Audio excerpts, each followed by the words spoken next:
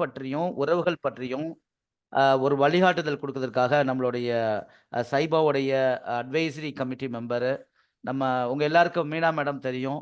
So Meena madam பத்தி சொல்ல வேண்டியதே இல்ல.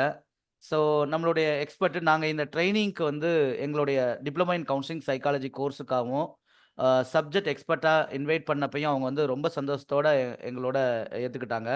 ஏன்னா அவங்களுடைய பிஸி ஷெட்யூல்ல. ஸோ மேடம இன்னைக்கு இன்வைட் பண்றதுல நான் ரொம்ப சந்தோஷம் அடையறேன். Thank you madam. இதுக்கப்புறம் உங்க டைம நான் வேஸ்ட் பண்ண விரும்பல. ஸோ அதனால நீங்க ஸ்டார்ட் பண்ணலாம் மேடம். Thank you madam. நல்லது. ரபீக் சார் உங்களுக்கு தெரியும். ஏன்னா நான் ரொம்ப time concern person. Yes ma'am, yes கரெக்ட்டா மேம், எஸ் இருப்பேன்னு. மேம். யாஹ்! சரி. நல்லது. நம்ம ஒரு சின்ன பிரேயர் சாங்கோட இந்த நிகழ்ச்சிய தொடங்கிக்கலாம். வெறும் 2 நிமிஷம் தாங்க. இன்னைக்கு நம்ம பார்க்க போற இந்த குடும்பம் மற்றும் அ ரிலேஷன்ஷிப் உறவுகள் சார்ந்த இந்த உளவியலுக்கு, இந்த பிரேயர் சாங்ல ரொம்ப அழகான வரிகள் இருக்கும். கண்ண மூடி ஒரு 2 நிமிஷம் அவங்க அவங்க அவங்கவங்க இடத்துல இருந்து, இந்த பிரேயர் சாங்க நல்லா உள்வாங்கிக்கிற மாதிரி நான் கேட்டுக்கிறேன். அந்த இறை அருள் உங்க கூடவே இருந்து, உங்களுக்கு என்ன நல்லது நடத்தி தரணுமோ, அத அவங்க அவங்களுக்கு நல்லபடியா நடத்தி தரட்டும். இந்த நோட்டோட இந்த பிரேயர் சாங்க்குள்ளார நான் போறேன். என்னோட ஸ்க்ரீன் ஷேர் பண்றேன் உங்களுக்கு.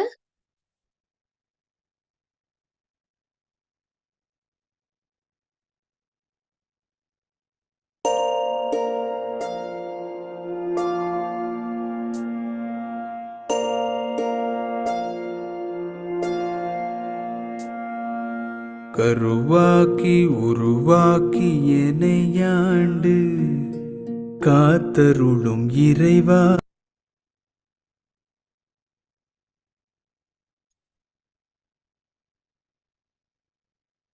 நன்றி.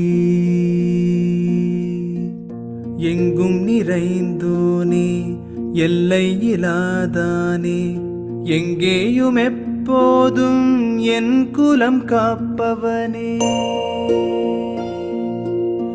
நெஞ்சம் துணிய துணையாய் வருவாய், நேர்மறை உணர்வுகள் பெருகிடச் செய்வாய், உடலில் உறுதியை பெரிதாய் தருவாய், உனை உணரும் அறிவை என்னுள்ளருள்வாய். சுற்றமனைத்தும் காப்பவனே, செய்தொழிலில் ஏற்றம் தருபவனே, எடுத்த செயலில் வெற்றி கொடு, என் ஆற்றல் பெருகிட அருளை கொடு.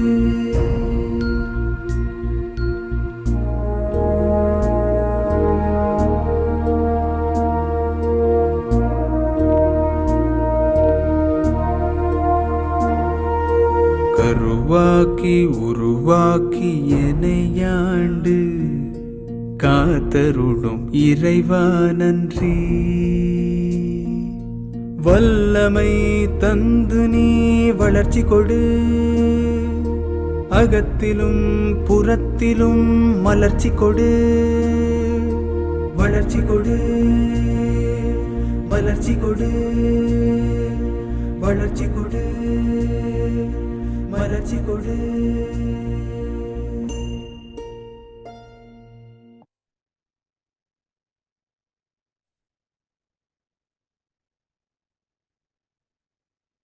உங்களோட அகமும், புறமும் மலரட்டும்.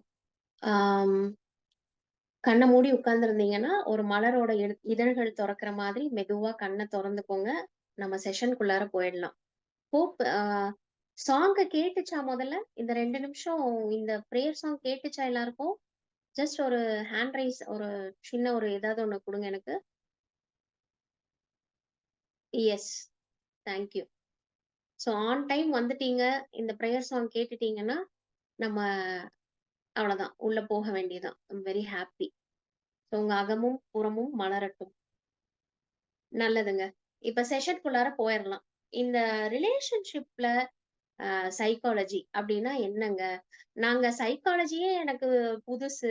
இதுல வந்து ஒவ்வொருத்தரும் ஒவ்வொரு சைக்காலஜி சொல்றாங்க. சைல்டு சைக்காலஜிங்கிறாங்க, பேரண்டல் சைக்காலஜிங்கிறாங்க, ரிலேஷன்ஷிப் சைக்காலஜிங்கிறாங்க. என்னது இதெல்லாம்? அப்டின்லாம் இருக்கு. யாரோ 2, 3 பேர் ஹேண்ட் ரைஸ்லாம் பண்ணியிருக்கீங்க. அதெல்லாம் கீழ போட்டுக்கோங்க. எப்பவுமே ஒரு பேனா, ஒரு நோட் புக்கோட உட்கார்ந்துக்கோங்க. உங்களுக்கான சைலண்டா ஒரு இடத்துல உட்கார்ந்துக்கோங்க. ஏன்னா, உங்களோட ஒரு 1 1/2 மணி நேரத்த நீங்க குடுக்க போறீங்க அப்படிங்கும்போது, அது பெரிய விஷயம். உங்களுக்காக நீங்க பண்ணிக்க போற விஷயம். தண்ணி பக்கத்துல வச்சுக்கோங்க. ஒரு வெபினார் அட்டெண்ட் பண்ண போறீங்க அப்படின்னா, இதெல்லாம் தம்ப் ரூல்ஸ்ங்க. இது கரெக்ட்டா நெட்வொர்க் கிடைக்கிற இடம் பார்த்து உட்கார்ந்துக்கோங்க. இதெல்லாம் வந்து தம்ப் ரூல்ஸ். சரிங்களா? வினோதினி அப்படிங்கிறவங்க ரொம்ப நேரமா கை தூக்கிட்டே இருக்கீங்க. ஹேண்ட் ரைஸ் எடுத்துருங்க வினோதினி. ஆ ஒரு 1 மணி நேரம் உங்க கூட பேசிட்டு, அதுக்கப்புறம் உங்களுக்கு நான் கொஸ்டின் அண்ட் ஆன்சர் செஷனுக்கு உங்களுக்கான டைம் கண்டிப்பா ஒதுக்குவேன். கவலையப்படாதீங்க. சரிங்களா? சைக்காலஜி இந்த உறவு நிலை உளவியல், உறவுகள் உளவியல், ரிலேஷன்ஷிப் சைக்காலஜிக்குள்ளார நம்ம இன்னைக்கு என்ன பார்க்க போறோம் அப்படின்றத பத்தி தான் நம்ம பேச போறோம்.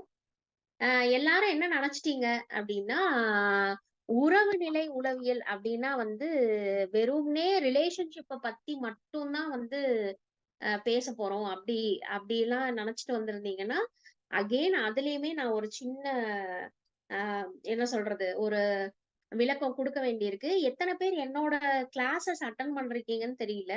நான் எப்பவுமே வந்து இந்த பில்லர்ஸ் ஆஃப் அவர் செல்ஃப்ன்னு சொல்லிட்டு நெறைய பில்லர்ஸ் பத்தி பேசுவோம். இப்போ ஒரு ஒரு ஒரு பில்டிங்கோட அடித்தளம் ஒரு அடித்தளம் இருக்கு அப்டின்னா, அந்த அந்த பேஸ்மென்ட்க்கு மேல ஒரு சில பில்லர்ஸ் நம்ம எழுப்புவோம். இப்ப அந்த பில்லர்ஸ்ல பார்த்தீங்கன்னா, நம்ம நெறைய சொல்லியிருப்போம். ஹெல்த், வெல்த், ரிலேஷன்ஷிப், மணி, அதாவது ஒரு மனுஷனுக்கு என்னலாம் வேணும்? அப்படிங்கிறத பத்தி நான் வந்து நெறைய வந்து பேசிட்டே தான் இருக்கோம் இது. என்னோட மீட்டிங்ஸ் அட்டெண்ட் பண்ண நெறைய பேருக்கு அத பத்தி உங்களுக்கு ஏற்கனவே தெரியும். இதுல ஒரே ஒரு பில்லர் தான் வந்து ரிலேஷன்ஷிப். அந்த ரிலேஷன்ஷிப் பில்லர பத்தி தான் நம்ம பேச போறோம். அந்த ரிலேஷன்ஷிப் பில்லர பத்தி பேச போறோம் அப்படின்னா, இப்ப பக்கத்துல இருக்க பில்லர்ஸ்லாம்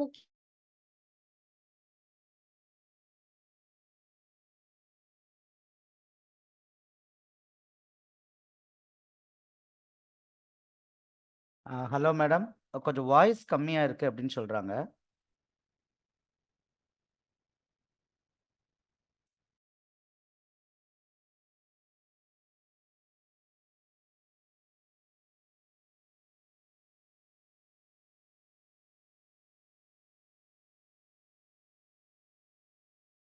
எஸ் மேடம். உங்க வாய்ஸ் கேட்கல.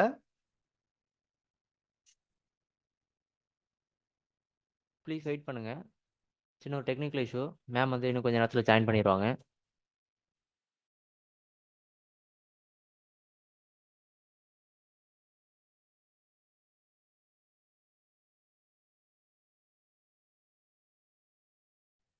ஸ்டூடெண்ட்ஸ் எல்லாருமே ஒரு 2 மினிட்ஸ் வெயிட் பண்ணுங்க. ஒரு சின்ன டெக்னிக்கல் இஷ்யூ. மீட்டிங் இப்போ ஸ்டார்ட் ஆயிரும்.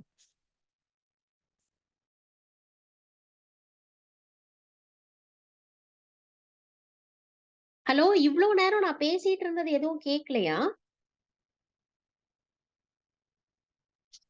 எஸ் மேம், நீங்க ஹலோ, பேசுனது எதுவும் கேட்கல ma'am. am I audible? Yes ma'am, இப்போ நான் கேட்குது. இவ்ளோ நேரமா பேசிட்டு இருக்கேன். யாருக்காவது கேட்டுதா இல்லையாப்பா? இல்லை மேம், நீங்கள் மீட்டிங் விட்டு லெஃப்ட் ஓ ஆயிட்டீங்க மை மேம். ஏதோ காட். கொஞ்சம் டெக்னிக்கல் ப்ராப்ளம் நினைக்கிறேன். Okay. Oh my god. Oh my god. Okay.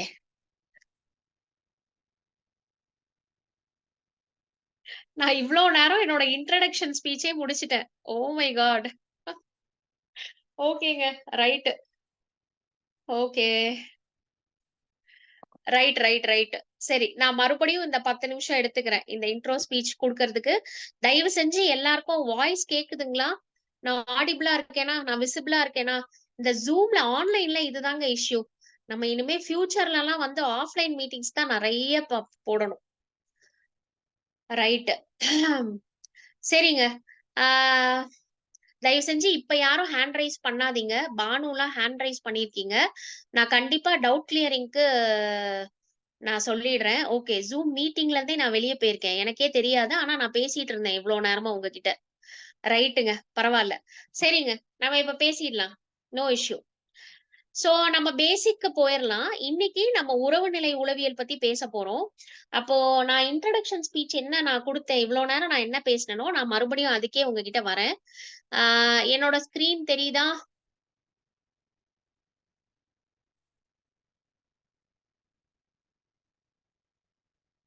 So என்னோட ஸ்கிரீன் தெரியுதுங்களா? யாராவது ஒருத்தர் ஆன் பண்ணி சொல்லலாம். ஸ்கிரீன் தெரியுதுங்களா? Yes ma'am. ஸ்க்ரீன் தெரியுது மேம். கன்டின்யூ பண்ணுங்க. நீங்க ஆடிபிளா இல்ல எனக்கு. ஏதோ சொல்றீங்க தெரியுது.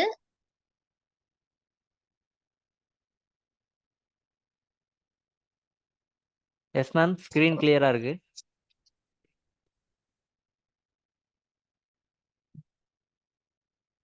சோ என்னோட ஸ்கிரீன் தெரியுதா? யாராவது ஒருத்தர் சொல்லுங்க. என்னோட ஒயிட் போர்டு தெரியுதா?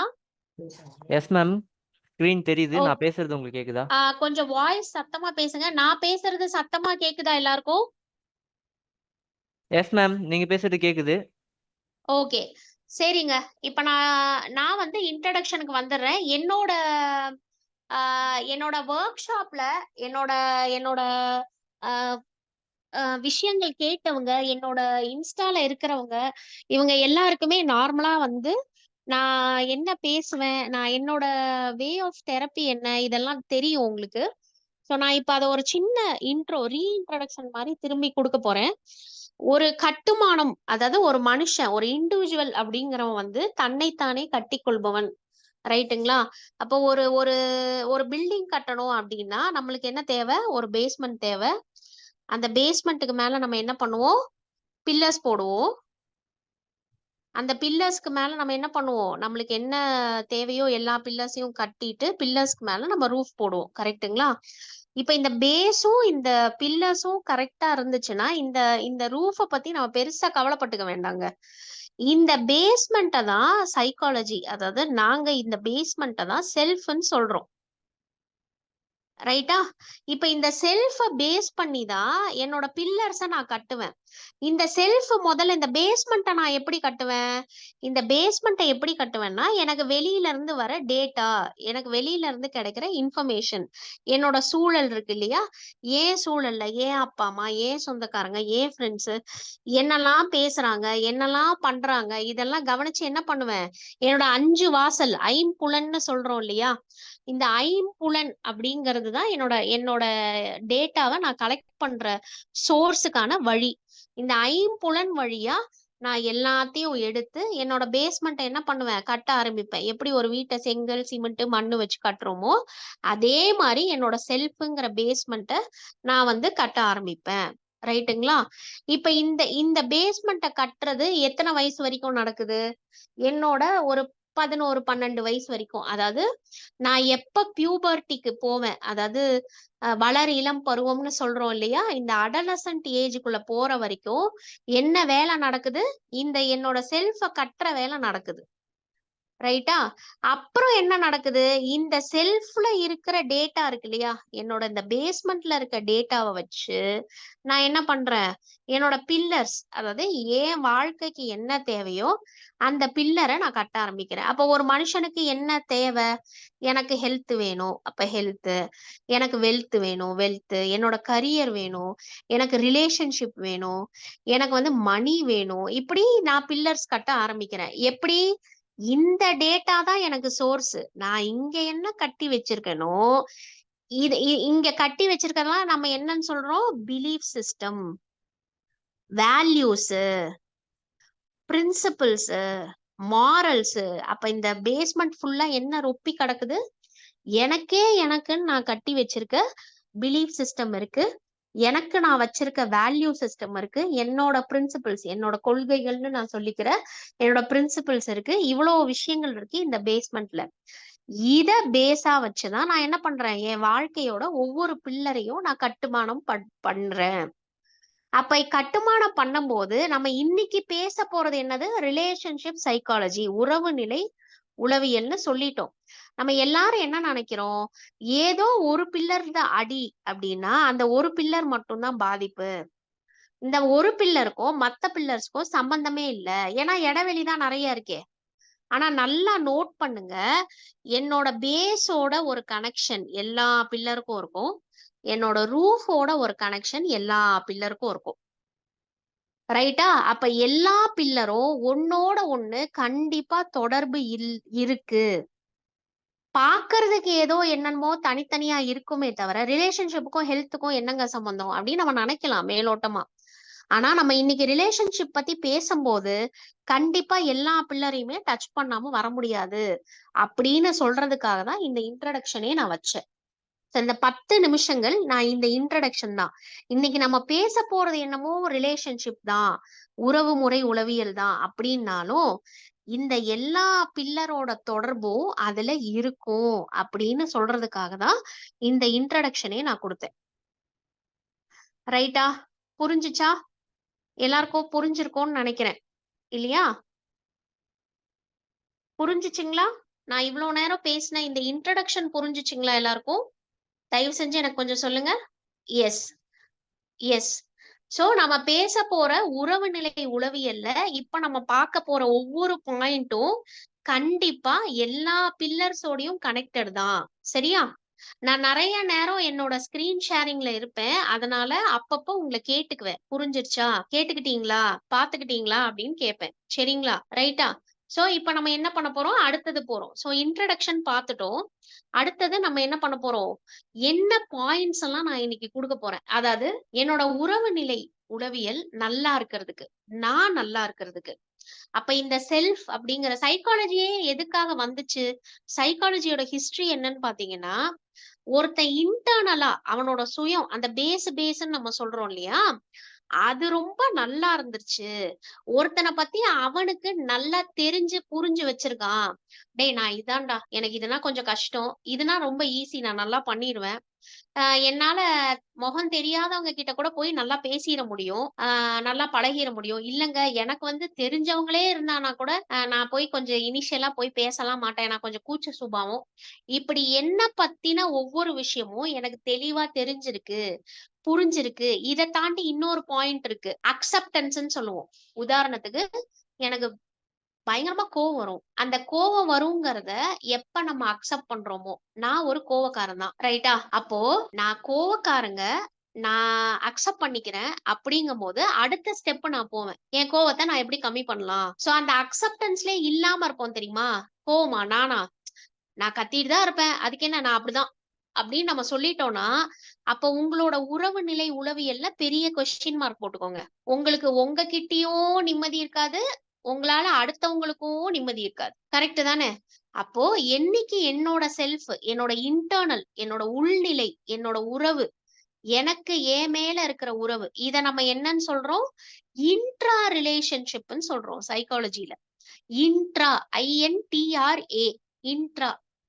இந்த இன்ட்ரா ரிலேஷன்ஷிப் சரியா இருந்துச்சுன்னா, என்னோட இன்டர் ரிலேஷன்ஷிப், அதாவது எனக்கு அடுத்தவங்க கூட இருக்க உறவு, என் அப்பா, அம்மா, ஃப்ரெண்ட்ஸ், சொசைட்டி, வேலை செய்யற இடத்துல, இப்படி என்ன தாண்டி நான் பேசுற ஒவ்வொரு ஜீவனும் என்னோட இன்டர் ரிலேஷன்ஷிப் குள்ளார வந்துரும்.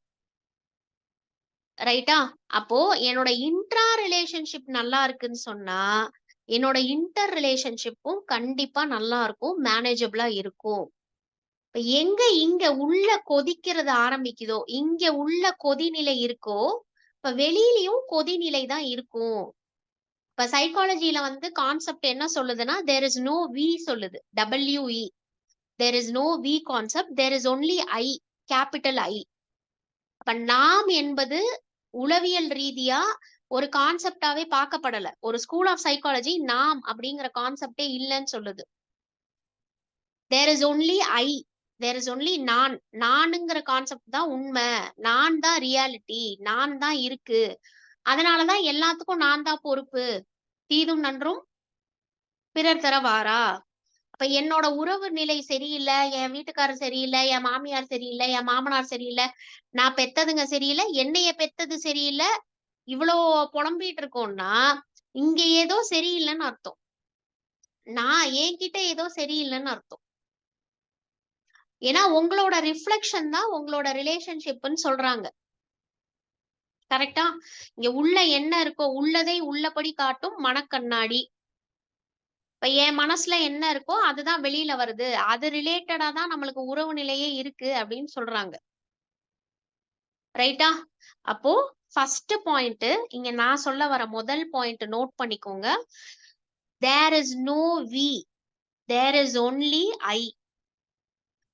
நான் என்பதை தாண்டிதான் நாம். தீதும் நன்றும் பிறர் தர வாரா. இதுதான் முதல் பாயிண்ட்டுங்க. உறவு நிலை உளவியல் அப்படின்னு வந்துருச்சுனாலே இதுதான் ஃபர்ஸ்ட் தம்ப் ரூல். சரியா? 2வது பாயிண்ட் என்னன்னா, இப்ப நாம வந்து நான் உங்களுக்கு ஒரு இன்ட்ரோல வந்து நான் வரைஞ்சு காட்டினேன். இந்த செல்ஃப், இந்த பேஸ்ங்கிறத நம்ம எப்படி பில்ட் பண்றோம், எங்க இருந்து சோர்சஸ் எடுக்கிறோம், ரிசோர்சஸ் எடுக்கிறோம் அப்படின்னு பார்த்தோம்னா, நம்மள சுத்தி இருக்க என்வாயன்மெண்ட்ல இருந்து தான் எடுக்கிறோம்னு பார்த்தோம். கரெக்ட் தானே? அதாவது என்னோட அப்பா, அம்மா வீட்ல உதாரணத்துக்கு ஒரு குழந்தை அப்பதான் பொறந்து 6 மாசம் தான் ஆயிருக்கும். அந்த குழந்தைய பார்க்க வந்திருப்பாங்க யாராவது. அந்த குழந்தைய பார்த்துட்டு நல்லா கொஞ்சி எல்லாம் முடிச்சுட்டு என்ன சொல்லுவாங்க, அப்படியே அப்பன உரிச்சு வச்சிருக்கு. நான் நினைக்கிறேன் அவன மாரியே இவனும் கோவக்காரனா தான் வருவான்னு. எது 6 மாசம் புள்ள கிடக்குது தொட்டில்ல. ஆனா நம்ம என்ன சொல்லுவோம்? இதெல்லாம் சொல்லிட்டு போவோம்ல. இந்த வேண்டாத வேலையெல்லாம் பண்ணுவோம்ல நம்ம. கரெக்ட்டா இல்லையா? நம்ம கல்ச்சர்ல இதெல்லாம் இருக்கா இல்லையா? கரெக்ட் தானே? அப்படியே அம்மா மாதிரியே இருக்கு. அந்த கண்ணெல்லாம் முட்டை கண்ணா இருக்கு. அப்படியே அம்மா மாதிரியே இருக்கு. அவள மாதிரியே ஏமாளியா வந்துரக்கூடாது. சொல்லுவோமா இல்லையா? சொல்லுவாங்களா இல்லையா? இது தேவையா உனக்கு? அப்படின்னு கேட்கணும்னு தோணும்ல நம்மளுக்கு. சோ வயசான பாட்டி மட்டும் இல்லங்க. ஆ நெறைய வரவங்க எல்லாருமே தே வில் டெல். சோ இதுல என்ன பிரச்சனைன்னு பார்த்தீங்கன்னா, நல்லது சொல்றோம், பாசிட்டிவா பேசுறோங்கிறது அது ஒரு பக்கம். நீங்க ஒவ்வொரு இம்பாக்ட் ஒரு ஒரு ஆணி அடிக்கிறதுக்கும் ஒரு இம்பாக்ட் இருக்கும் இல்லையா? நெகட்டிவா நீங்க பேசுற அத்தனையும் நம்ம நெனச்சுட்டு இருக்கோம் அது பாப்பா 4 மாசம் பாப்பான்னு. இல்ல. அதோட சப்கான்ஷியஸ்குள்ளார எல்லாம் எடுத்துக்கிட்டே தான் இருக்கும். அது ஒரு பெரிய ஸ்பாஞ்ச் மாதிரி. நீங்க என்ன ஊத்துறீங்களோ அத அப்படியே அடாப்ட் பண்ணும். என்ன போடுறீங்களோ அத அப்படியே எடுக்கும். இப்படிதான் நம்மளோட செல்ஃப நம்ம கட்டுவோம். கேட்டது, பார்த்தது, உ அது மூலியமா உணர்ந்தது. எமோஷனு, ஃபீலிங் இதெல்லாம் வச்சு தான் கட்டிக்கிட்டு இருப்போம் அந்த செல்ஃப. சோ 2வது முக்கியமான பாயிண்ட் என்னன்னா, நாம் அனைவருமே நம்முடைய சூழலின் குழந்தைகள். We are all product of our own environment. உதாரணத்துக்கு, இப்போ ம், இப்போ நீங்க இங்க இத்தன பேர் இருக்கீங்க இல்லையா? லைக் யாரு? அஃப்ஷான்னு நெனைக்கிறேன். அஃப்ஷா தான் எனக்கு கமெண்ட் பண்ணது. இப்ப அஃப்ஷா வந்து பொறந்தோனே ஒரு குட்டி குழந்தையா இருக்கும்போது கொண்டு வந்து எங்க வீட்ல வந்து நீங்க வளர்த்துக்கோங்கன்னு குடுத்துட்டு போயிர்றாங்க.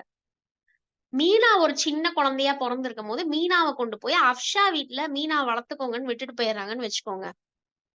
ரைட்டா? ஆ கரிஷ்மா உங்களோட செட்டிங்க பார்த்துக்கோங்க. ஏன்னா எனக்கு நல்லா கம்ப்ளீட் நான் வைஃபைல உட்கார்ந்துருக்கேன். ஓகேங்களா? ரைட். சோ இந்த மாதிரி சின்ன பிள்ளைங்கள்ல வி ஆர் ஸ்வைப்பிங். ஓகேயா? ஆம். லைக் குழந்தைங்கள மாத்திர்றோம் அப்படின்னு வச்சுக்கோமே. இது படத்துலலாம் பார்த்திருக்கோம்ல நம்ம. 2 பேர் இருப்பாங்க. ஒருத்தர் ரவுடி வீட்ல வளருவாரு. ஒருத்தர் ஹீரோ வீட்ல வளருவாரு. கரெக்ட் இல்ல? நெறைய படம் வந்திருக்குல்ல அந்த மாதிரி. அந்த மாதிரி இப்ப நான் போய் அஃப்ஷா வீட்ல வளர்ந்தேன்னா, நான் அஃப்ஷா மாதிரி தான் இருப்பேன்.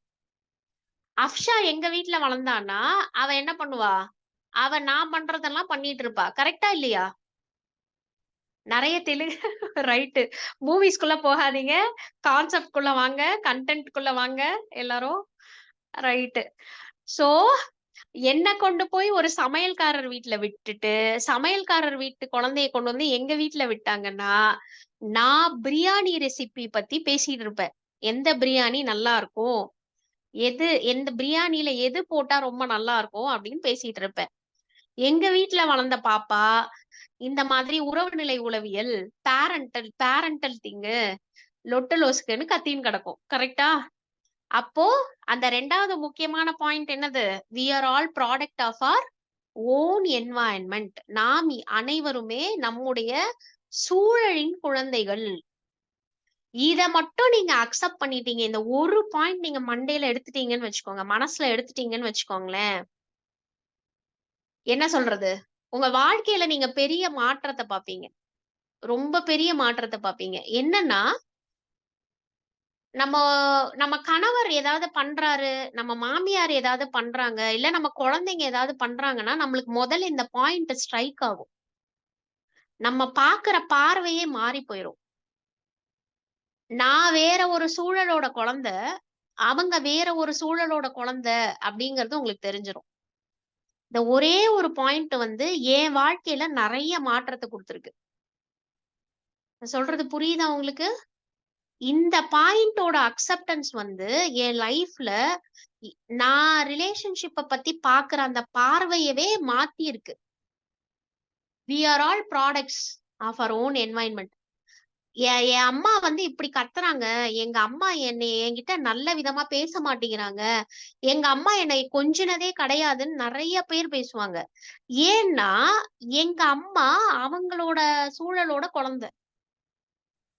she is the product of her own environment. Correct தானே? அப்ப ரெண்டாவது பாயிண்ட் என்னது? we are all products of our own environment. ரைட்டா? அடுத்ததுக்கு போலாமா?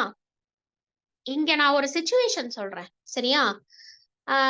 லைக் நான் திரும்ப வந்து இப்ப சரண்யா, ஆமா, products of our own environment. Saranya, thank you. இப்ப இந்த சிச்சுவேஷனுக்கு வருவோம். ஃபார் எக்ஸாம்பிள், சரண்யாவும் நானும் ரொம்ப க்ளோஸ் ஃபேமிலி ஃப்ரெண்ட்ஸ், சரியா? பக்கத்துல இருக்கிற நெய்பர்ஹுட், பக்கத்து வீட்டுக்காரங்க, ரொம்ப ஃப்ரெண்ட்ஸ் நாங்க, சரியா? அப்ப நாங்க என்ன பண்றோம்னா, நாம ஒரு டூர் பிளான் போடுறோம்.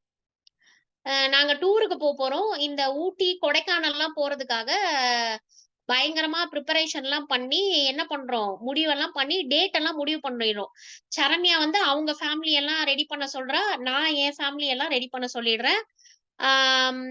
வாட் கார்ல போறோம். நாங்க எங்க கார்ல, அவங்க கார்ல, ரைட்டா? இப்ப போறோம். என்ன பண்ண போறோம்? நான் என்ன பண்ணுவேன் அப்படின்னா, ஒரு வாரத்துல நான் டூர் கிளம்ப போறேன்னு சொன்னாலே என்னோட வண்டியை நான் என்ன பண்ணுவேன், அழகா சர்வீஸ் கொடுப்பேன், இன்சூரன்ஸ் இருக்கான்னு செக் பண்ணுவேன், பெட்ரோல் எல்லாம் பார்ப்பேன், காத்து டயரு எல்லாம் பக்கா. அப்படி இருந்தாதான் என்னால அடுத்த வேலை பார்க்க முடியும். வெரி ஆர்கனைஸ்ட், ரைட்டுங்களா? But the thing is, Saranya வந்து கொஞ்சம் சோம்பேறி, ரைட்டா? பேசிக்கலி ஐம் சோம்பேறி சொல்லுவோம்ல, அந்த மாதிரி. ஓகேயா? சோ சரண்யா என்ன பண்றாங்க, ஆமா இன்னும் 4 நாள் இருக்கு, இன்னும் 3 நாள் இருக்கு, இன்னும் 2 நாள் இருக்கு, நாளைக்கு தானே போறோம், அவ்வளவுதான், நாளைக்கு போறோம். அவங்க வண்டி என்ன பண்றாங்க, துடைக்க கூட இல்ல, எல்லாம் மூட்டை முடிச்செல்லாம் எடுத்து உள்ள போட்டு ஃபேமிலியோட கிளம்பியாச்சு. ஒன்னும் பெருசாலாம் செக் பண்ணல. ஆனா என்ன ஆச்சு, இன்சூரன்ஸ் ஏற்கனவே பார் ஆயிடுச்சு, சரண்யா செக் பண்ணல. ஓகேயா? டயர் ஏதோ ஒண்ணு, ஒரு சைடு வந்து ஒரு டயர் வந்து வீக்கா இருக்கு, அதையும் சரண்யா செக் பண்ணல. இப்ப நாங்க 2 பேரும் கிளம்பிட்டோம். ரெசார்ட் எல்லாம் அங்க புக் பண்ணியாச்சு. நான் சொல்றேன், டேய் யாரு முதல்ல போனாலும் போய் எல்லாம் அரேஞ்ச் பண்ணி வைக்கிறேன்டா, நானும் கிளம்புறேன், நீயும் கிளம்பி பின்னாடி வா அப்படின்னு சொல்லிட்டு நான் கிளம்பிட்டேன். சோ நான் இங்க எடுக்கிற வண்டிய சின்ன பிரேக்ஸ் தவிர்த்து, ஒரு லஞ்சுக்கோ ஒரு ரெஸ்ட் ரூம் போறதுக்கோ தவிர்த்து பக்காவா என் வண்டி என்ன பண்ணிருச்சு, இங்க ஸ்டார்ட் பண்ண வண்டி ஊட்டி போய் நின்னாச்சு. சூப்பர் ரைடு, சரியா? ஆனா சரண்யா வண்டி என்னாச்சுன்னா, முதல்ல ஒரு 50 கிலோமீட்டர் தாண்டி டயர் வெடிச்சிருச்சு, ரைட்டா? சரண்யா, நோ அஃபென்ஸ், சரியா? இன்னைக்கு நீங்க தான் சிக்குனீங்க. ஓகே ஓகே, என்னோட ஸ்கிரீன் ஷேர்ல இருந்திருக்குமா, எப்படியோ என்னோட குரல் கேட்டுச்சுல உங்களுக்கு இவ்வளவு நேரம், ரைட்? சோ சரண்யா, மறுபடியும் நோ அஃபென்ஸ், ரைட்டா? சோ சரண்யாவோட டயரு வெடிச்சு போச்சுங்க, ரைட்டா? அடுத்தது ஒரு இன்னும் கொஞ்சம் தூரம் போனோன்னே புடிச்சிடுறாங்க, இன்சூரன்ஸ் கேக்குறாங்க. அப்பதான் சரண்யாக்கே தெரியுது எக்ஸ்பயர் ஆயிடுச்சு அப்படின்னு, ரைட்டா? ஐயோடா! ஆக ஒரு இங்க இருந்து ஊட்டி போறதுக்கு ஒரு 6 மணி நேரம் 7 மணி நேரம் ஆக வேண்டிய ஜேர்னி நொந்து நூலாயி 12 மணி நேரம் 15 மணி நேரம் கழிச்சு சரண்யா வந்து சேர்றாங்க, இங்க இருந்து ஊட்டிக்கு வந்து சேர்றாங்க, ரைட்டா? சோ இப்ப என்ன ஆகுதுங்க, இந்த ரெண்டு சினாரியோ பார்த்தோம், நம்ம ஷேர் பண்ணிருக்கோம், ரைட்டா? இதுல இருந்து என்ன உங்களுக்கு புரியுது, ஒரு பயணம் நல்லா இருக்கணும்னா அதுக்கு என்ன ஆட்ரிபியூட்ஸ், என்ன பாராமீட்டர்ஸ் வேணும்னு நினைக்கிறீங்க? ஒருத்தரோட ஜேர்னி நல்லா இருக்கணும்னா அந்த ஜேர்னிக்கு என்ன மாதிரியான ஆட்ரிபியூட்ஸ் தேவைன்னு நீங்க நினைக்கிறீங்க? ப்ராப்பர் பிளானு, சரி, வேற கடகடன்னு போடணும், நான் கேள்வி கேட்க போதே போட்டுறணும், பிளானிங், வேற well organised, communication, preparation, right. அப்புறம் ப்ரிப்பரேஷன். என்ன ப்ரிப்பரேஷன்? என்ன ப்ரீ பிளானு? ஒரு பயணத்துக்கு எது ரொம்ப தேவை? வண்டி தேவைதானே? See, the quote is like this. ஒரு பயணத்தோட தரம் ஒரு வண்டியோட தரத்தை பொறுத்ததுன்னு சொல்றாங்க. The quality of your journey is measured by the quality of your vehicle ன்னு சொல்றாங்க. என்னோட வண்டியை நான் ஒழுங்கா வச்சிருந்தாதான் என்னோட பயணம் நல்லா அமையும்னு சொல்றாங்க. கரெக்ட் தானே? என் வண்டி நல்லா இருந்துட்டா நான் பிளானு லொட்டு லொஸ்கு அதெல்லாம் அடுத்தது. என் வண்டி முதல்ல நல்லா இருக்கணும். நான் சொன்னது புரிஞ்சுதா? இப்ப 3வது பாயிண்ட் இதுதான். என்ன பாயிண்ட்? என்னுடைய பயணத்தின் தரம் என்னுடைய வாகனத்தின் தரத்தை பொறுத்தது. The journey, the quality of my journey is entirely dependent on the quality of my vehicle. இப்ப இந்த இடத்துல நான் வெஹிக்கல்னு சொல்றது நம்மள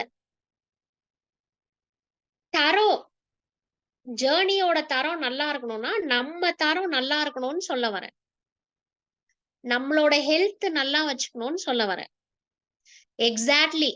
நூருல் ஹெல்த் மெயின்டெனன்ஸ், நூருல் கரெக்டா சொல்லியிருக்கீங்க. சோ எப்பவுமே நீங்க யோசிச்சு பாருங்க, ஃபேமிலிக்குள்ள நிறைய இஷ்யூஸ் வரும்போது இந்த உள்நிலை சரியா இருந்துச்சுன்னா நம்ம பாட்டுக்கு நம்ம பேசாம இருந்துருவோம். எங்க இடிக்கும்னு பாத்தீங்கன்னா, எனக்கு தலை வலிக்குது, வயிறு வலிக்குது, பயங்கரமா உடம்பெல்லாம் சரியில்லை, அந்த நேரம் பார்த்து என் புள்ள வந்து எனக்கு 4 அப்பளம் பொரிச்சு கொடுன்னு சொல்லுது. நீங்க அப்பளத்தை பொரிப்பீங்களா? உங்க புள்ளைய பொரிப்பீங்களா? பதில் சொல்லுங்க. டக் டக் டக்குன்னு பதில் சொல்லுங்க. மென்டல் ஹெல்த் மட்டும் இல்லைங்க, ஹெல்த்ல நிறைய வந்துரும். ஹெல்த்துக்குள்ளார physical health, mental health, emotional health, இப்படி எல்லா ஹெல்த்தும் வந்துரும். என்னது நூருல்? I am selfish? புரியல எனக்கு. எதுக்கு ஐ எம் செல்ஃபிஷ்? என்னோட ஹெல்த்தை நான் பாத்துக்கிட்டேன்னா அது செல்ஃபிஷ் எப்படி ஆகும்? எனக்கு புரியல. நீங்க அப்பளத்தை பொரிக்க மாட்டீங்க. இதோ பாருங்க, புள்ளையதான் பொரிப்பாங்க பாருங்க. இந்த நேரம் பார்த்து புருஷன் வந்து ஏதாவது கேட்டாருன்னு வைங்க, செம்ம முடிஞ்சிடுச்சு. அவ்வளவுதான். எத்தனை ஹஸ்பண்ட் பாவம்னு எனக்கு தான் தெரியும். என் ஹஸ்பண்ட் உட்பட. என் ஹஸ்பண்ட கேட்டீங்கன்னா கதை சொல்லுவாரு. காலி. கரெக்ட். செத்தாண்டா சேகர. Right. Okay. So jokes apart, இப்ப நான் சீரியஸா சொல்ல வர்றது அதுதான். அப்போ என்னுடைய பயணத்தின் தரம் என்னுடைய தரத்தை பொறுத்தது. என்னுடைய இந்த வாகனத்தின் தரத்தை பொறுத்தது. இப்ப என்னோட ஹெல்த் முக்கியமா என்னோட பிசிக்கல் ஹெல்த், என்னோட மென்டல் ஹெல்த், என்னோட எமோஷனல் ஹெல்த், இந்த 3 ஹெல்த்தையும் நான் பேலன்ஸ்டா வச்சுக்கிறேன் அப்படின்னு சொன்னா எனக்கு உறவுநிலை உளவியலை கையாள்றது ரொம்ப ஈஸின்னு சொல்ல வரேன். என்னால ஈஸியா மேனேஜ் பண்ணிட முடியும். ரிலேஷன்ஷிப்பை மட்டும் இல்ல, அந்த மத்த பில்லர் எல்லாம் போட்டோம்ல, அந்த பில்லர்லயும் எல்லா பில்லரையும் நம்ம ஈஸியா தூக்கி போட்டு போயிட்டே இருக்கலாம். இப்ப நிறைய பேருக்கு நம்மளோட கல்ச்சர் படி சொல்றேன், நம்ம கல்ச்சர்ல என்ன சொல்லி கொடுத்திருக்காங்கன்னா, என்னைய நான் பாத்துக்கிட்டா செல்ஃபிஷ்ன்னு சொல்லி கொடுத்திருக்காங்க. ஒரு பொண்ணு அவ முதல்ல பாத்துக்கிறா அப்படின்னு சொன்னா அது செல்ஃபிஷ்ன்னு சொல்லி கொடுத்திருக்காங்க. அப்படி இல்ல ராஜா, அது அப்படி கிடையாது, அது அப்படி வேலை செய்யாது. என்னைய நான் பாத்துக்கிட்டாதான் என்னால என்னைய சார்ந்து இருக்கிற என்னோட குடும்பத்தை பாத்துக்க முடியும். அப்ப அதுக்கு பேரு செல்ஃபிஷ் இல்ல, அதுக்கு பேரு செல்ஃப் கேரு. அந்த செல்ஃப் கேருக்கும் செல்ஃபிஷுக்கும் நிறைய பேருக்கு வித்தியாசம் தெரியல. ரைட்டா? அப்ப செல்ஃப் கேர் எடுத்துக்கிறது ரொம்ப ரொம்ப முக்கியம். அதுல தப்பு கிடையாது. செல்ஃப் கேர் எடுத்துக்கிறதுல செல்ஃபிஷா இருங்க, தப்பு கிடையாது. ரைட்டா? நான் படுக்கையில கடந்துட்டேன்னா என்னோட புருஷனையும் என்னோட குழந்தைங்களையும் மாமனாரையும் மாமியாரையும் யாரும் பார்க்க மாட்டாங்க. ரைட்டு. அப்ப நான் முதல்ல யார பாத்துக்கணும்? நான் யார பாத்துக்கணும்? ரைட். சரியா? அப்போ நம்ம 3வது பாயிண்ட் முடிச்சிட்டோம். பாயிண்ட் என்ன சொல்லியிருக்கோம்? there is no we, there is only I. 2வது பாயிண்ட் என்ன சொல்லியிருக்கோம்? we are all products of our own environment. 3வது பாயிண்ட் என்ன சொல்லியிருக்கோம்? Self care is very very important. அதாவது என்னோட ஜேர்னியோட தரம் என்னோட தரத்தை பொறுத்தது. ரைட்டு தானே? இப்ப அடுத்ததுக்கு போயிடலாமா? அடுத்த பாயிண்ட்டுக்கு போயிடலாமா? சரி, இதுவும் ஒரு கான்செப்ட் தான். ரைட்டா? இந்த வாட்டி யார் அது? அந்த செத்தாண்டா சேகர் சொன்னது யாருங்க குரூப்ல? அப்துல் ரஹ்மானா? ஓகே. இப்ப நான் வந்து அப்துல்ல தான் இப்ப நான் எடுத்துக்க போறேன். ரைட்டுங்க. இப்ப அப்துல் வந்து ஒரு 2 வீலர்ல ஜாலியா போயின்னு இருக்காரு. ஹைவேஸ்ல போறாரு. ரைட்டா? செம்ம தனியா போறாரு. நல்ல ஒரு ஜேர்னி, நல்லா என்ஜாய் பண்ணிட்டு போயிட்டு இருக்காரு. ஓகே. எதிர்ல நான் வரேன். மீனா வரேன். ஓகேயா? மீனா என்ன பண்றா? மீனா வந்து ஒரு 2000 டன்னு வாட் யூ கால் அந்த கண்டெய்னர் வச்சு லாரி வரும்ல, நிறைய டயர் இருக்கும்ல, அந்த அந்த அந்த லாரி. அந்த லாரிய வந்து ஐ எம் டிரைவிங். ஓகே. சும்மா கற்பனைக்குங்க. எனக்கு லாரி ஓட்ட தெரியாது. அந்த truck something like that. But it's very very big. Okay. அப்படி ஒரு பெரிய ட்ரக். ஓகேயா?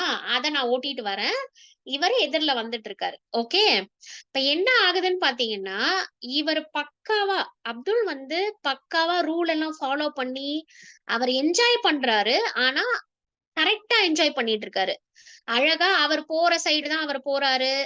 அவரு அந்த கீப் லெஃப்ட் எல்லாம் மெயின்டைன் சம்திங் எவ்ரி அந்த ரூல்ஸ் அண்ட் கைட்லைன்ஸ வந்து அவர் மெயின்டைன் பண்ணிட்டே is going. he is coming. But what I am doing is, நான் என்ன பண்றேன்னா, நான் என் வண்டியெல்லாம் வேற பெருசா, அதனால நான் கொஞ்சம் தெனாவட்டு. ஓகே. ரூல்ஸ் எல்லாம் மதிக்கிறது இல்ல நாங்க. ஓகே. அதனால நான் என்ன பண்றேன்னா, பயங்கரமா மீறி அதாவது விட்டா நான் அப்துல்லா நசுக்கணும். அந்த மாதிரி தான். நான் வர்றது மொத்தமும் தப்பு. நான் ரூல்ஸ் ஃபாலோ பண்ணல, கைட்லைன்ஸ் ஃபாலோ பண்ணல.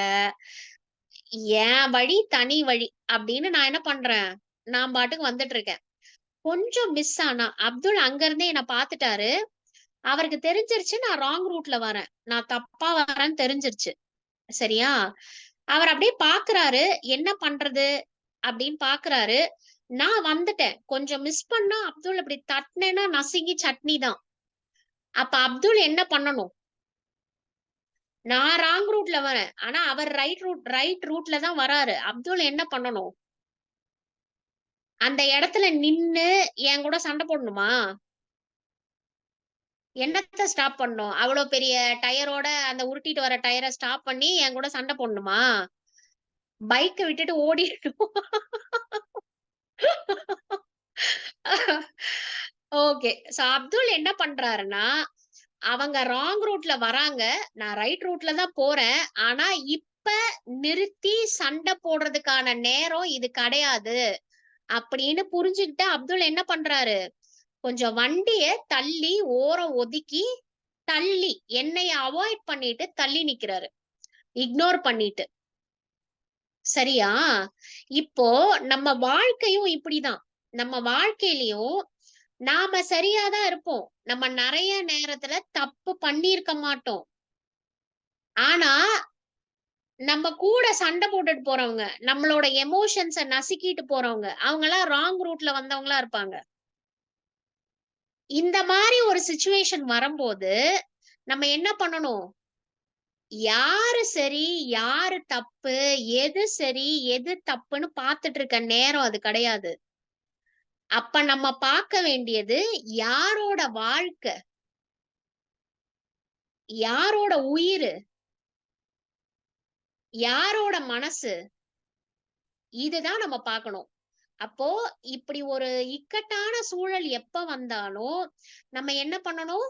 யாரு சரி, யாரு தப்பு, இதுக்கு போகவே கூடாது. இதுக்கு போனோம்னா பிரச்சனை. இது யாரோட வாழ்க்கை? இது ஏன் இப்ப அப்துல் வந்து வண்டிய குறுக்க போட்டு நின்னுட்டு ஏன்டா நீ ராங் ரூட்ல வர, நீ எப்படிடா வரலாம், நான் இத்தனை பாரு, நான் எல்லா ரூலும் ஃபாலோ பண்ணியிருக்கேன், நான் ஹெல்மெட் போட்டிருக்கேன், நான் லைசன்ஸ் வச்சிருக்கேன்னு கத்திக்கிட்டு கிடந்தாருன்னு வைங்க, வரவன் அவரையும் வண்டியும் சேர்த்து நசுக்கி போட்டுட்டு போயிட்டே இருப்பான். அப்படி பண்ணா அவர் போயிருவாரு. எக்ஸாக்ட்லி. அப்ப இந்த மாதிரி இடங்கள்ல நான் சரி நீ தப்பு, நீ சரி நான் தப்பு, இந்த மாதிரி உள்ளார போகாதீங்கன்னு சொல்றேன். இந்த மாதிரி பெரிய இக்கட்டான சூழ்நிலை வரும்போது ஜஸ்ட் நீங்க சரியாவே இருந்தாலும் ஒரு படி கீழ் இறங்குவதனாலோ அல்லது தள்ளி நிற்பதனாலோ நீங்கள் குறைந்து விட போவதில்லை. நீங்க விட்டு கொடுத்துட்டீங்கன்னா ஐயோ நான் தோத்து போயிட்டேன்னு அர்த்தம். அப்படியெல்லாம் கிடையவே கிடையாது. அது ரிவீல் ஆகி வெளியே வர நேரம் அதுவா வரும். சோ நம்ம எடுத்துக்கிற 4வது பாயிண்ட், பெரிய பெரிய பிரச்சனைகள்ல எது சரி எது தவறு, யார் சரி யார் தவறு என்று பார்க்க வேண்டாம். யாருடைய வாழ்க்கை என்று பார்த்துவிட்டு நகர்ந்து போவதே சரியான முறை. முதல் நான் என்ன காப்பாத்திக்கிறேன், அப்புறம் உங்க ரூல்ஸ் ரெகுலேஷனு அதுக்கெல்லாம் நான் அப்புறம் பஞ்சாயத்து நாட்டாம தீர்ப்பை மாத்தி சொல்லு, அதெல்லாம் அப்புறம் பாத்துக்குவோம். புரியுதா நான் சொல்றது? 4வது பாயிண்ட் புரிஞ்சுதா? இப்ப வரைக்கும் நம்ம பேசிட்டு இருக்கிறது புரியுதா? இந்த உறவு நிலை உளவியல் பத்தி நம்ம இந்த பாயிண்ட்ஸ் பேசுறதெல்லாம் புரியுதா பிள்ளைங்களா? இருக்கிறவங்க எல்லாம் பிள்ளைங்களான்னு தெரியல. எல்லாருக்கும் புரியுதா? ரிலேட்டபிள் இல்லையா? Right right right. இப்ப வந்து நம்ம ரொம்ப முக்கியமான ஒரு டாபிக் உள்ள நுழைய போறோம். லவ் லாங்குவேஜஸ்குள்ளார போறோம். நிறைய பேரு இந்த இருகப்பற்று மூவி எல்லாம் பார்த்துட்டு லவ் லாங்குவேஜ் அப்படிங்கிறது நிறைய பேருக்கு தெரியுதுன்னாலும், இந்த அன்பின் மொழிகள் 5 அப்படின்னு சொல்றாங்க, 5 லவ் லாங்குவேஜஸ் அப்படின்னு சொல்றாங்க. ரைட்டா? அப்ப அந்த 5 லவ் லாங்குவேஜஸ் இதுல ஒரு சின்ன ட்விஸ்ட் இருக்கு. அது என்ன பண்றது, எப்படி பாக்குறது அப்படிங்கறத பார்க்கலாம். நான் இப்ப திரும்ப ஸ்கிரீன் ஷேர்க்குள்ளார போறேன். சரியா? எனக்கு வந்து யாராவது ஒருத்தர், நான் உள்ள போயிட்டு கேக்குறேன், ஆடிபிளா இருக்கேன் நானு, ஒருத்தர் வந்து பேசிருங்க. ஏன்னா நான் ஸ்கிரீன் ஷேர்க்குள்ளார போயிட்டேன்னா உங்க சாட் பாக்ஸ் எனக்கு தெரியாது.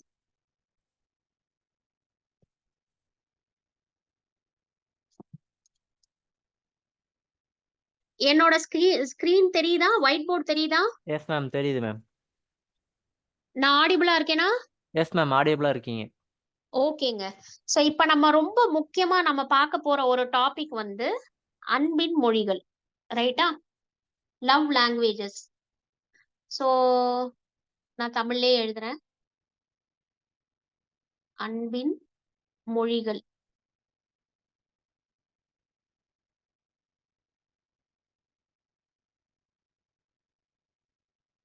So 5ன்னு சொல்றோம். இதை எப்படி பிரிக்கிறதுன்னு பார்க்கலாம்.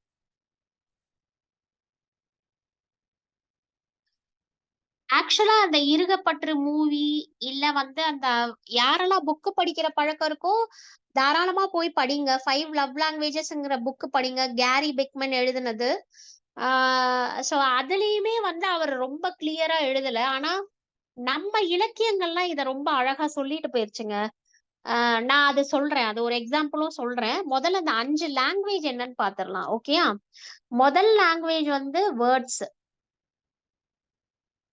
உரிய வார்த்தைகள், அஃபர்மேட்டிவ் வேர்ட்ஸ்ன்னு சொல்றாங்க. உரிய வார்த்தைங்க. அதாவது பொண்டாட்டி சமைச்சு சமைச்சு போடும்போது மாங்குன்னு உட்காந்து சும்மா திங்கிறதோட வில்லாம நீ நல்லா சமைச்சிருக்க, அந்த உப்பில்ல உரப்பில்லன்னு சொல்றதோட நிப்பாட்டிடுவாங்க. நல்லா இருந்தா நல்லா இருக்குன்னு சொல்ல மாட்டாங்க. பட் அந்த அந்த அம்மா வந்து காலையில இருந்து ராத்திரி வரைக்கும் அவரோட ஒரு 4 அன்பான வார்த்தைக்காக தான் ஏங்கிட்டு உட்கார்ந்துருக்கும். சோ கொஞ்சம் கவனிச்சு நீ நல்லா பண்றமா, உன்னோட சமையல் நல்லா இருக்குன்னு சொல்றது, இல்ல நீ வீட்டை நல்லா வச்சிருக்கன்னு சொல்றது, சம்திங் லைக். அதாவது என்னோட அன்போட மொழி வந்து வார்த்தைங்க. இதுதான் விஷயம். இப்போ இது வந்து நிறைய உங்க குழந்தைக்கும் சேரும். இந்த மோட்டிவேஷனா குழந்தைங்களை பேசி கொண்டு வருது. அந்த குழந்தையோட அன்போட மொழி வந்து வார்த்தையா இருக்கும். அந்த குழந்தைய நீங்க தட்டி குடுத்து வேலை வாங்கும்போது, அதுக்கு ஒரு 4 நல்ல வார்த்தை சொல்லிட்டீங்கனாலே, உங்க குழந்தை ஜாலியா வேலைய பார்க்க ஆரம்பிச்சுரும். இது எல்லாருக்கும் போகும். யாருக்கெல்லாம் வேர்ட்ஸ் வந்து லாங்குவேஜா இருக்கு, லவ் லாங்குவேஜா இருக்கு, பிரெடாமினன்ட் லவ் லாங்குவேஜ் அப்படி இருக்குதோ, அது மாமியாரா இருக்கலாம், மாமனாரா இருக்கலாம். அவங்களோட பிரெடாமினன்ட் லவ் லாங்குவேஜ் எதுன்னு நீங்க கண்டுபிடிக்கணும். அதுதான் விஷயமே. அந்த டயகனைசிங் பார்ட் தான் விஷயமே. ஓகேங்களா? கரெக்ட்டா டயகனைஸ் பண்றது. அதாவது வள்ளுவர் என்ன சொல்றாருன்னா, 98% வந்து நோய் என்னன்னு கண்டுபிடிக்கிறதுல தான் சேலஞ்சு. நீ கரெக்ட்டா நோய கண்டுபிடிச்சிட்டன்னா, அது குணமாக்குறது வெறும் ஜுஜுபி 2% வேலைங்கிறாரு. ஓகேயா? அப்போ இந்த உறவுநிலை உளவியல்லயும், இந்த லவ் லாங்குவேஜ் என்னன்னு கண்டுபிடிச்சிட்டீங்கன்னா, உங்க வேலை 90% முடிஞ்சிருச்சுன்னு அர்த்தம். சோ முதல்ல வந்து உரிய வார்த்தைகள். ரைட்டா? அடுத்தது வந்து சர்விஸ். நெறைய வீட்ல எனக்கு நெறைய வர கம்ப்ளைண்ட் என்னன்னா, என் வீட்டுக்காரரு பேசவே மாட்டேங்கிறாரு. வாயவே தொறக்கறது இல்ல.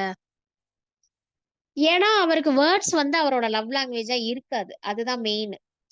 இப்ப என்னோட வீட்டுக்காரருக்கும் எனக்கும் என் திருமணமான புதுதுல பாத்தீங்கன்னா, இத வச்சு ரொம்ப சண்டை நடக்கும். பேச நான் வாய தொறந்தா மூடவே மாட்டேன். அவரு வந்து வாய தொறக்கவே மாட்டாரு. இப்ப இப்படி ஒரு கல்யாணம் நடந்துருச்சே அப்படிங்கிற லெவலுக்கெல்லாம் வருத்தப்பட்டதெல்லாம் உண்டு. ஆனா, ரொம்ப உன்னிச்சு கவனிச்சு பார்க்கும்போது தான் தெரிஞ்சது. அவரோட லவ் லாங்குவேஜ் வந்து ஆக்ட்ஸ் ஆஃப் சர்விஸ் அப்படிங்கிறது அப்புறம் தான். அதாவது அவர் என்ன பண்ணுவாருன்னா, நான் எங்கேயாவது வெளியில கிளம்புறேன் அப்படின்னு தெரிஞ்சாலே, எனக்கு ஒரு 5 நிமிஷம் முன்னாடியே போய் என் வண்டியெல்லாம் தட்டி கிட்டி வச்சு, தொடச்சு வச்சு, என்னோட 2 வீலர கேட் வரைக்கும் எடுத்துட்டு வந்து குடுப்பாரு. கிச்சன்ல எனக்கு ஏதாவது நான் கேட்காமலே உதவி பண்ணுவாரு. நான் வெளியில இருந்து ரொம்ப லேட்டா வரேன் அப்படின்னு சொன்னா, எனக்கு 2 தோசை ஊத்தி வச்சிருப்பாரு. அவர் தோசை ஊத்தி சாப்பிட்டது போக, எனக்குமே 2 தோசை ஊத்தி ஹாட் பேக்ல வச்சிருப்பாரு. சோ, மை ஃபெலோ என் ஆளு. எங்க எங்க ஆளு என்னன்னா, அவரோட லவ் லாங்குவேஜ் வந்து ஆக்ட்ஸ் ஆஃப் சர்விஸ் அப்படிங்கிறத புரிஞ்சுக்கிறதுக்கே, எனக்கு சில பல வருஷங்கள் எடுத்தது. ஏன்னா, அதுவரைக்கும் நான் என்ன பண்ணிட்டு இருந்தேன்னா, பேச மாட்றாரு, கேள்வி கேட்டா பதில் சொல்ல மாட்றாரு. இதே பிரச்சனை தான். இந்த பிரச்சனையிலேயே உழண்டுட்டு இருந்தேன் நானு. நான் சொல்றது ஒரு 25 வருஷத்துக்கு முன்னாடி. புரியுதா? சோ, அப்புறம் அப்புறம் நம்ம பார்க்கும்போது தான் தெரிஞ்சது, அவரோட love language acts of service. என்னோட லவ் லாங்குவேஜ் வேர்ட்ஸ்ன்னு புரிஞ்சுது. ரைட்டா? அதாவது கிட்டத்தட்ட தாய்மொழி மாதிரி. எனக்கு தாய்மொழி தமிழு, அவருக்கு தாய்மொழி சைனீஸு. நாங்க 2 பேரும் கல்யாணம் பண்ணிக்கிட்டோம்னா, எப்படி இருக்கும்? இதே மாரி தான் இப்போ உங்க சிச்சுவேஷனும். புரியுதா? நான் என்ன சொன்னாலும் உங்களோட சிச்சுவேஷனோட ரிலேட் பண்ணி பாருங்க. ரைட்? அடுத்த லவ் லாங்குவேஜ் வந்து டைம். குவாலிட்டி டைம்ன்னு சொல்றோம். அதாவது நீ எனக்காக எதுவும் செய்ய வேணாம். என் கூட எதுவும் பேச வேணாம். நீ கூட இருந்தா மட்டும் போதும். நீ கூட இருக்கங்கிற நெனப்பே எனக்கு ஒரு பெரிய யான பலம். இது நெறைய நீங்க குழந்தைங்க கிட்ட பாப்பீங்க. இப்போ உங்க குழந்தைங்கலாம் விளையாடிட்டு இருக்காங்கன்னு வைங்களேன். தூரமா ஒரு 20 அடி தூரத்துல விளையாடிட்டு இருப்பாங்க. நீங்க இந்த பக்கம் குழந்தைங்களோட அம்மாலாம் உட்கார்ந்து பேசிட்டு இருந்தீங்கன்னு வைங்க. அப்பப்ப திரும்பி பாத்துக்குவானுங்க. அவனுங்களோட அம்மா அங்க இருக்காங்களான்னு பாத்துக்குவானுங்க. செக் பண்ணிக்கிறது. அதாவது உன்னோட பிரசன்ஸ் இருக்குதா? அவ்வளவுதான் எனக்கு மேட்டர். நீ எனக்கு வந்து ஸ்பெஷலா இது பண்ணணும், அது பண்ணணும் அதெல்லாம் இல்ல. ஐ நீட் யுவர் பிரசன்ஸ் அவ்வளவுதான். திடீர்னு யாரோட அம்மாவாவது பாத்ரூம் கீத்ரூம் போயிருந்தாங்கன்னா, அவன் ஆடி போயிருவான். அவன் திரும்பி பார்க்கும்போது அவங்க அம்மா இல்லன்னு சொன்னா, அவன் விளையாட்டெல்லாம் நின்னுடும். அந்த செகண்ட் அவனுக்கு வயித்துல புளிய கரைச்சுரும். சோ இதுதான் வந்து இந்த டைம், இந்த குவாலிட்டி டைம்ங்கிற விஷயத்தோட பவரே வந்து இதுதான். நம்மளுடைய இருப்பு, நம்மளோட பிரசன்ஸ். இப்ப நெறைய வீட்ல வந்து 10th, 12th பப்ளிக் எழுதுற பிள்ளைங்கலாம் இருக்கிறாங்க அப்படின்னு சொன்னா, ஒண்ணு ஹெலிகாப்டர் பேரண்டிங் பண்ணிக்கிட்டு இருப்பீங்க. அதாவது அதுங்க மேல கண்ணும் கருத்துமா அந்த என்னமோ அதுங்க +2 பப்ளிக் தானே எழுத போதுங்க.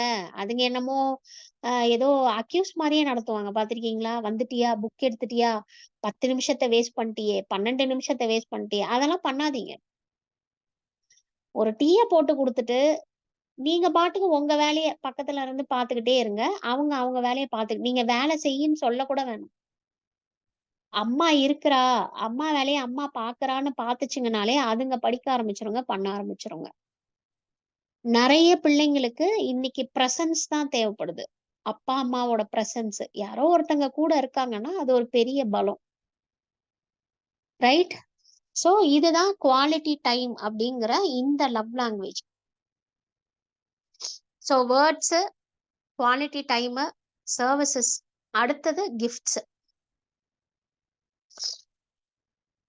இந்த கிஃப்ட்ங்கிறது வந்துங்க நம்ம கிஃப்ட்னோன ஏன்னா நம்ம கல்ச்சர்ல கிஃப்ட்ங்கிறதுனா அது பெரிய விஷயமாவும் வெறும் ஒரு பர்த்டே ஒரு ஆனிவர்சரி அப்படி கொடுக்கறதுக்கு பேர் தான் கிஃப்ட்னும் நம்ம நினைச்சிட்டு இருக்கோம். அது அப்படி கிடையாது. இந்த கிஃப்ட் சர்ப்ரைஸ்லாம் யார் வேணா எப்ப வேணா யாருக்கு வேணா பண்ணலாம். இந்த பர்சன்ஸ் எப்படி இருப்பாங்கன்னா இப்ப உதாரணத்துக்கு இப்ப எங்க எங்க அப்பா வந்து காய்கறி கடைக்கு போய் காய்கறி வாங்கிட்டு வந்தாங்கன்னா, அம்மா ஒரு 2 காய் சொல்லி விட்டுருப்பாங்க. இன்னைக்கு முள்ளங்கி வாங்கிக்கங்க, புடலங்காய் வாங்கிக்கோங்க. ஏதோ சம்திங் ஏதோ சொல்லி விட்டுருந்தாங்கன்னா, அப்பா வரும்போது கூட எக்ஸ்ட்ராவா ஏதாவது ஒண்ணு வாங்கிட்டு வந்தாரு. லைக் வெண்டைக்காய் வாங்கிட்டு வந்தாருன்னா, அவர் சொல்லுவாரு, "நான் போனேன், பார்த்தேன். நீ சொன்னதெல்லாம் வாங்குனேன். அப்படியே வெண்டைக்காய் ஃப்ரெஷ்ஷா இருந்தது, பிஞ்சா இருந்தது. வெண்டைக்கானா உனக்கு ரொம்ப பிடிக்கும்னு எனக்கு தெரியும். அதனால ஒரு 1/2 கிலோ அத புடிச்சு போட்டு வந்தேன்" அப்படிம்பாரு. இது கிஃப்ட் கேட்டகரிக்குள்ளார வரும். அதாவது எங்க அப்பாவோட லவ் லாங்குவேஜ் வந்து கிஃப்ட். எங்க அம்மாக்கு என்ன புடிக்கும்? என்னெல்லாம் புடிக்கும்?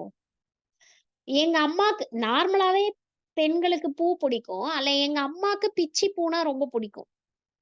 இப்ப எங்க அப்பா வந்து எல்லா சாமிக்கு தனியா, எனக்கு தனியா, இல்ல வீட்ல இருக்க லேடீஸ்க்கு தனியா என்ன பூ வாங்குனாலும், ஒரு முழம் பிச்சி பூ தனியா வாங்கிட்டு வருவாரு. இதெல்லாம் இந்த கிஃப்ட் கேட்டகரிக்குள்ளார வரும். அதாவது எனக்கு என்ன பிடிக்கும்ன்றத பார்த்து பார்த்து செய்யறது. இது அந்த கிஃப்ட் கேட்டகரிக்குள்ள வருது. நான் லண்டன் போயிருந்தேன். அங்க அந்த அந்த சாரி பார்த்தோனே எனக்கு என்னமோ அந்த அந்த வெஸ்டர்ன் ட்ரெஸ் என்னமோ உனக்கு நல்லா இருக்கும்னு தோணுச்சு வாங்கிட்டு வந்தேன். இதுவும் கிஃப்ட் கேட்டகரி தான். பட் நம்ம எல்லாரும் எப்போ லண்டன் போயிட்டு இருக்க மாட்டோம். நான் சொல்றது புரியுதுங்களா?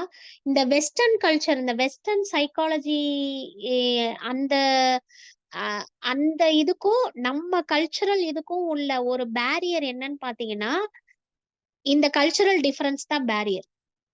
அப்ப இந்த 5 லவ் லாங்குவேஜஸ் எழுதியிருக்காருல்ல, அவர் வந்து அந்த வெஸ்டர்ன் கல்ச்சர வச்சு தான் எழுதியிருப்பாரு. அது அதுல எழுதியிருக்க எல்லாம் நம்மளுக்கு ஒத்து போணும். அத நம்ம கையில எடுத்துக்கணும் அப்படியெல்லாம் அவசியம் இல்ல. நம்ம we are entirely different. But concept ஒண்ணுதான். இந்த கான்செப்ட் இருக்கு. நம்ம மக்களுக்கும் இதெல்லாம் தான் லவ் லாங்குவேஜ். இதெல்லாம் தான் அடிப்படை. புரியும்னு நினைக்கிறேன் நான் சொல்றது. நான் மறுபடியும் வரேன். இப்ப 5வது லவ் லாங்குவேஜ் வந்து டச்சுங்க. நான் ஏன் இத இந்த பக்கம் போட்டிருக்கேன்னா, இந்த டச்சுங்கிறது எல்லாருக்கும் யூனிவர்சலி பிரபஞ்சம் மொத்தத்துக்கும் இந்த டச், இந்த தொடுதல் தான் பிரதானமான அன்பின் மொழிங்க. பிரதானமான love language, predominant love language. அப்ப நம்ம எல்லாருக்குமே இப்ப மீனாவோட லவ் லாங்குவேஜ் என்னன்னு கேட்டீங்கன்னா, மீனாவோட love language touch plus words. என்னோட ஹஸ்பண்ட் பிரபுவோட லவ் லாங்குவேஜ் என்னன்னா touch plus acts of service. சரியா? இப்ப அப்துல் இங்க இருக்கீங்களா? அப்துலுக்கு டச் பிளஸ் வேற ஏதோ ஒண்ணு. சரண்யா இருக்கீங்களா? சரண்யாக்கு டச் பிளஸ் வேற ஏதோ ஒண்ணு. நான் சொல்றது புரியும்னு நினைக்கிறேன். அப்போ இந்த இடத்துல அந்த புக் எழுதினவரும் சரி, இருகப்பட்ட மூவிலையும் சரி ஒரு கிளாரிட்டி இருக்காதுங்க. இத பர்ஃபெக்டா சொல்லியிருக்க மாட்டாங்க. புரியுதா? இப்போ உங்களுக்கு புரிஞ்சிருக்கும்னு நான் நினைக்கிறேன். இப்ப நான் வந்து ஸ்கிரீனுக்கு வரேன். ஐ மீன் என்னோட இடத்துக்கு வரேன்.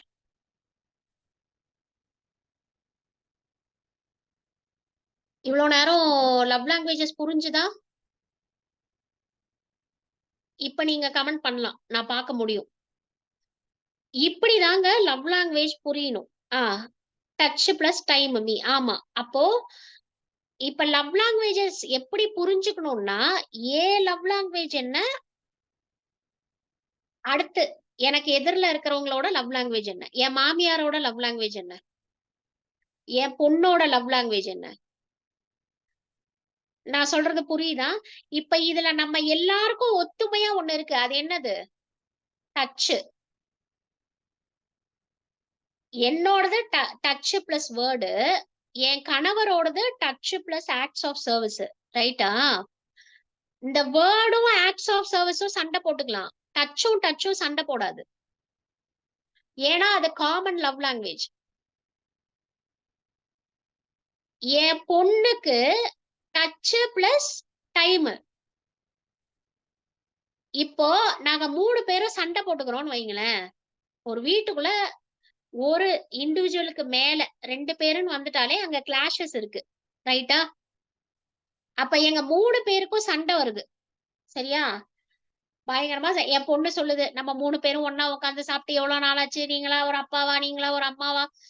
இவரு வேற ஏதோ, இவர் தான் பேசவே மாட்டாரு, இவர் வேற உலகத்துல இருக்காரு, நான் வேற ஏதோ பேசுறேன். இப்ப இந்த 3 பேருக்கும் டக்குன்னு இந்த பிரச்சனை செட்டில் ஆகணும்னா என்ன பண்ணுவீங்க? நான் நேரா போய் என் பொண்ணை கட்டி பிடிச்சிடணும். என் பொண்ணு என் வீட்டுக்காரரு கட்டி பிடிக்கலன்னா கூட என் பொண்ணுக்கு ஹக்கு தேவை, அப்பாவை போய் கட்டி பிடிச்சிடணும். அப்ப நான் என்ன சொல்ல வரேன்னா, உங்க வீட்டுல இருக்கிறவங்களோட நிறைய தொட்டு பேசி பழகுங்க. குழந்தைங்கள நிறைய கட்டிக்கிறது, இந்த நெத்தி பொட்டுல முத்தம் கொடுக்கறது, தடவி கொடுக்கறது, தட்டி கொடுக்கறது, ஷோல்டரை தட்டுறது, இதெல்லாம் பண்ணுங்க. மடியில படுக்க போட்டுக்கிறது. இன்னைக்கு எந்த குழந்தையுமே அப்பாவும் அம்மாவும் தொட்டு பேசி அன்பா இருக்கிறத பார்த்து வளர்றதே இல்ல. அதனால அதுங்களுக்கு எதுவுமே தெரியல. அதுங்கள நல்லபடியா தொடுறாங்களா, நல்லது இல்லாம தொடுறாங்களான்னு தெரியல. நான் சொல்றது புரியுதா இங்க?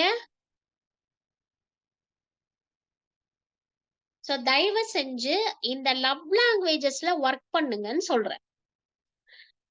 இதுல நம்ம ரொம்ப சந்தோஷப்பட்டுக்க வேண்டிய ஒரு விஷயம் என்ன அப்படின்னு பாத்தீங்கன்னா, நம்ம எல்லாருக்கும் பொதுப்படையா ஒரு லாங்குவேஜ் இருக்குங்கிறத நினைச்சு நம்ம சந்தோஷப்பட்டுக்கணும். இந்த குட் டச் பேட் டச் எல்லாம் இப்ப வந்த கான்செப்ட். ஏன்னா நான் தொடுறதே இல்லையேங்க. நான் தொட்டு பேசினாதானே நான் என் குழந்தைய தொட்டு அதை வளர்த்து அதுக்கே தெரிஞ்சிடும் குட் டச் எது பேட் டச் எதுன்னு. எந்த மான் குட்டிக்கு சிங்கம் வந்து டச் பண்ணா பேட் டச், இன்னொரு மான் வந்து தொட்டா குட் டச்ன்னு சொல்லி தராங்க. இதெல்லாம் இயற்கையாவே நமக்குள்ள இன்ஸ்டிங்க்ட் எல்லாம் இருக்கு.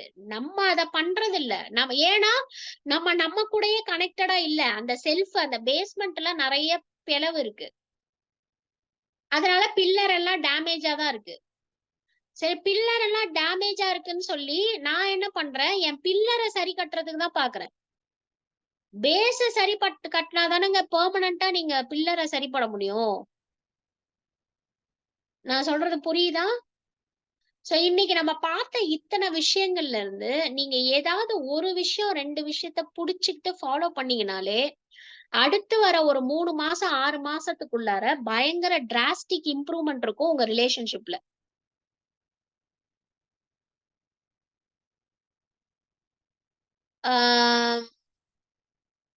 ஐ திங்க் நான் இப்போ அந்த கொஸ்டின் அண்ட் ஆன்சர் செஷனுக்கு போலான்னு நினைக்கிறேன்.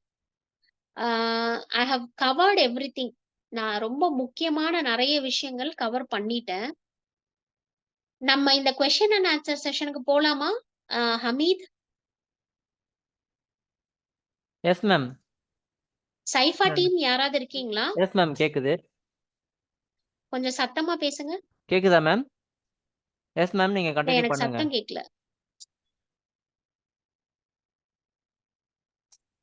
மேம், எஸ் மேம், நீங்க வந்து கொஸ்டின் அண்ட் ஆன்சர் செக்ஷனுக்கு போகலாம். சரி, எனக்கு சத்தம் வரல. கொஸ்டின் அண்ட் ஆன்சர் செஷனுக்குள்ள நான் போறேன். ஹேண்ட் ரைஸ் பண்ணுங்க. ஹேண்ட் ரைஸ் பண்றவங்கள நானே பேர் சொல்லி கூப்பிடுறேன்.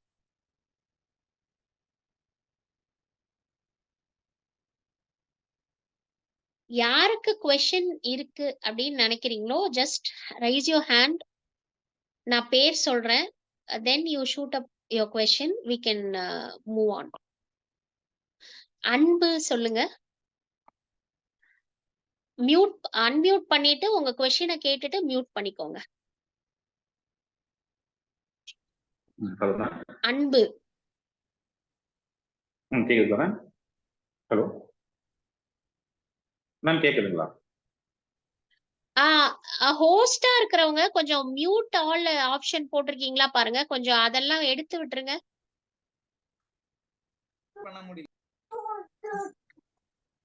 ஹலோ மேம், கேக்குதுங்களா? ஹலோ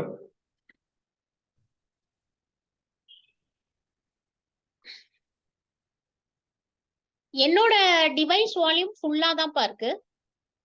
எஸ் மேம், கேக்குதுங்களா மேம்? ஒரு நிமிஷம் இருங்க, ஒரே ஒரு நிமிஷம் இருங்க.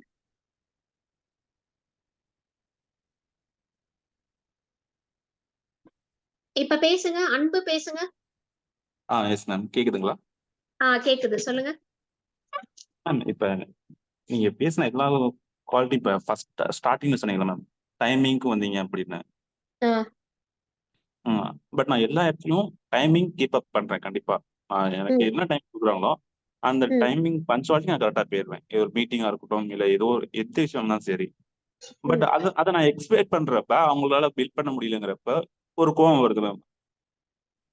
பட் நானும் அதை எக்ஸ்பெக்ட் பண்றேன் டைமுக்கு வரணும் அப்படிங்கிறப்ப அந்த கோவம்லாம் என்ன மேம் பண்றது? பட் எனக்கு நியாயமா தான் இருக்கு. அவங்க தான் எதிர்பார்க்கறது, அவங்க பண்ண முடியல. அதை நான் எதிர்பார்க்கறது தப்பா கரெக்டா இல்லையான்னு சொல்லுங்க. எப்படி? இததான் நம்ம இவ்வளவு நேரம் பேசிட்டு இருந்தோம். அதாவது உங்களுக்கும் எனக்கும் டைமோட இம்பார்ட்டன்ஸ் தெரிஞ்சிருக்குன்னா நம்மளுக்கு அப்படி சொல்லி கொடுத்து வளர்த்துருக்காங்க. கரெக்டா? இப்ப எங்க அப்பா எல்லாம் 11 மணினா 10:45 போயிடணும்னு சொல்லி கொடுத்து வளர்த்துருக்காரு. ரைட்டா? ஆனா என்னோட என்னோட பெரியப்பா பையன் பாத்தீங்கன்னா 11 மணி ட்ரெயினையே 11:05க்கு தான் போய் ஓடி போய் ரன்னிங்ல பிடிப்பாரு. நம்ம இததான் சொன்னோம், we are all product of our own environment. அப்ப இந்த இடத்துல இந்த கோவம் கரெக்டா தப்பா மேம் அப்படின்னு கேட்டீங்கன்னா, கோவம் கரெக்டா தப்பாங்கிறதுக்கு நான் அடுத்து வரேன். நான் என்ன கேக்குறேன்னா, இந்த மாதிரி கோவப்படுறதுனால உங்களுக்கு என்ன யூஸ்ன்னு கேக்குறேன். அது உங்களை கன்ஸ்ட்ரக்டிவா கொண்டு போதா? வளர்ச்சி பாதையை நோக்கி உங்களை கொண்டு போதா? இல்ல அப்படிலாம் இல்லை. பட் அப்படின்னா இல்லைன்னா அதை தூக்கி போட்டுருங்க. அதாவது என்னோட கோவம் என்னைய வளர்ச்சியை நோக்கி கொண்டு போய் விட்டாதான் என்னோட கோவத்துக்கு மரியாதை, என்னோட கோவம் நல்லது. அதனாலதான் ரௌதிரம் பழகுன்னு சொல்லிட்டு போனார் அவரு. ரௌதிர படுன்னு சொல்லல. ரௌதிரம் ஏன் பழகணும்னா எனக்கு அது வளர்ச்சியை நோக்கி கொண்டு போகணும் அப்படிங்கறதுனால நான் ரௌதிரம் பழகணும். அதை ஹேபிட்டா வச்சுக்கணும். அந்த ஹேபிட் எனக்கு நல்லது செய்யுதுன்னா நல்லது, நல்லது செய்யலன்னா அந்த ஹேபிட் வேணாம். அதனாலதான் படு கிடையாது.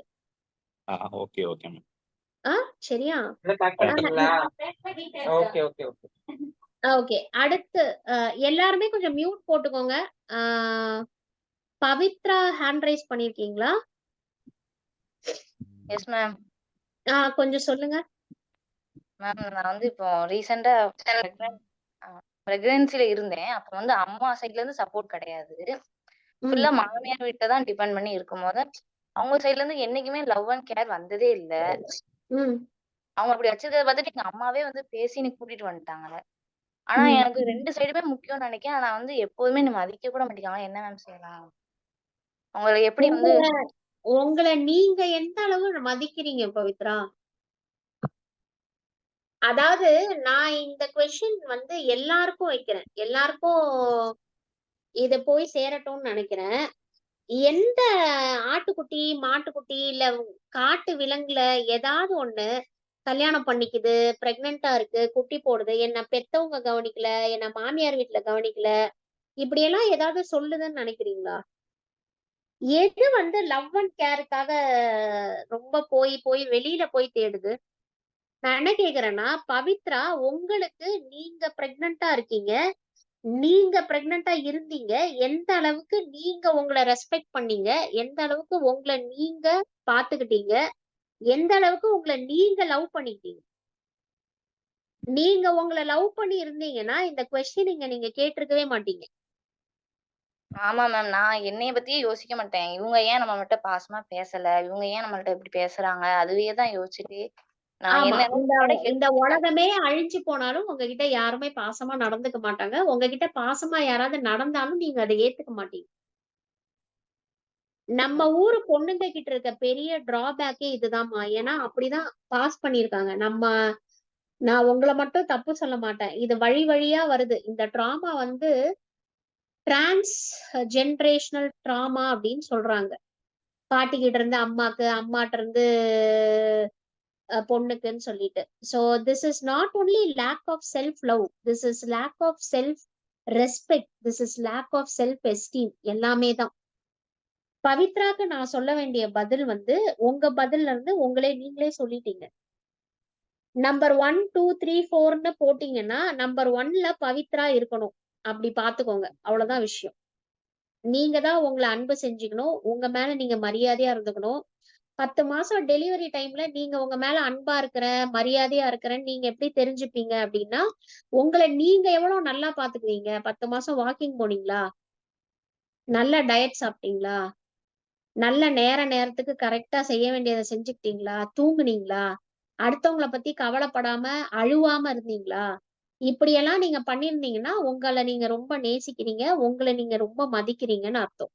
இதுல எத்தனை பண்ணீங்க? மேம் ஒழுங்கா சாப்பிட மாட்டேன். டெய்லி அழுதுகிட்டே தான் இருப்பேன்.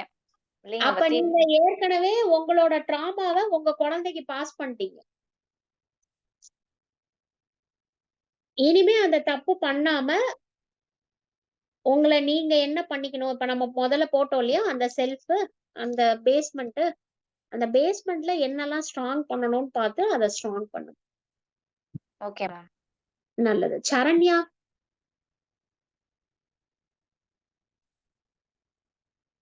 சரண்யா இருக்கீங்களா? இல்லன்னா ஆமா கேக்குது. இருக்கீங்களா? சொல்லுங்க. மேம் இப்போ வந்து ஒருத்தங்க நம்மள பத்தி நம்ம அது வந்து உண்மையாவே இருக்காது அந்த விஷயம். இத பண்ணிட்டேன், இந்த விஷயத்த நீதான் பண்ண, பண்ணாத ஒரு விஷயத்த வந்து சொல்லும் போது அது வந்து நம்மளால ஏத்துக்க முடிய மாட்டேங்குது. அத அந்த டைம்ல வந்து சைலண்டா போயிடணும்னு ரொம்ப தடவை யோசிப்பேன். ஆனா ம். சம்டைம்ஸ் இவங்க வந்து இப்படி பேசிட்டே இருந்தாங்கன்னா நம்மளோட செல்ஃப் ரெஸ்பெக்ட் வந்து நம்மளே குறைச்சிக்கிற மாதிரி இருக்கும். இதை வந்து நம்ம கவுண்டர் பேக் பண்ணி அவங்களுக்கு வந்து நம்ம அதை பண்ணலன்னு ஜஸ்டிஃபை பண்ணணும்ன்ற மாதிரி சில டைம் தோணும் மேம். அந்த ம். மாதிரி சுச்சுவேஷன்ஸ் எல்லாம் எப்படி நம்ம வந்து ஹேண்டில் பண்றது? உம் நான் என்ன கேக்குறேன்னா, அதுக்கு பின்னாடி இருக்க நீட் என்ன? ஒருத்தர் வந்து உங்ககிட்ட சொல்றாருன்னு சொல்றீங்கல்ல. அதாவது மேம். சேலைக்கு இப்ப நான் தான் உங்க ஃப்ரெண்டு, சரியா? நான் வந்து உங்கள பத்தி குறை சொல்லிட்டே இருக்கேன். இவ இப்படி பண்ணியிருக்கா, இவ இதெல்லாம் பண்ணியிருக்கா, இதெல்லாம் செஞ்சிருக்கா, அப்படி சம்திங் ஐம் டெல்லிங். ஆமா மேம். கான்ஸ்டன்டா இந்த மாதிரி நான் உங்ககிட்ட சொல்லிட்டு இருக்கேன். அப்போ என்னோட நீட் என்னன்னு நினைக்கிறீங்க?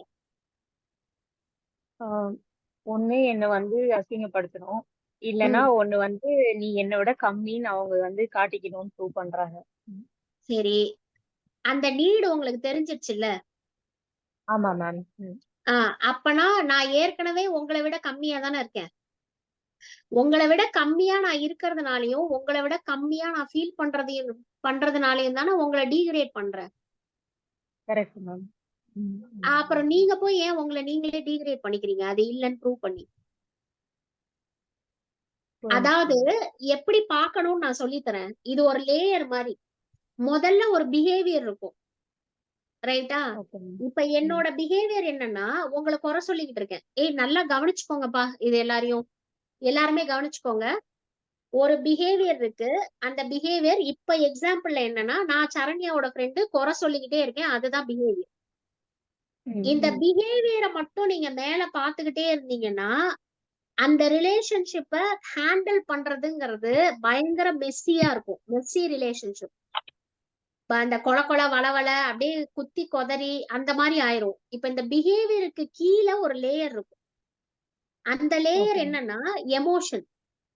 அப்ப நான் இப்படி குறை சொல்லிட்டே இருக்கேன்னா, என்னோட எமோஷன் என்னது? பொறாமை. ஒண்ணு ஜெலசி. கரெக்ட் தானே Saranya? S ma'am. Yes ma'am. கரெக்டா?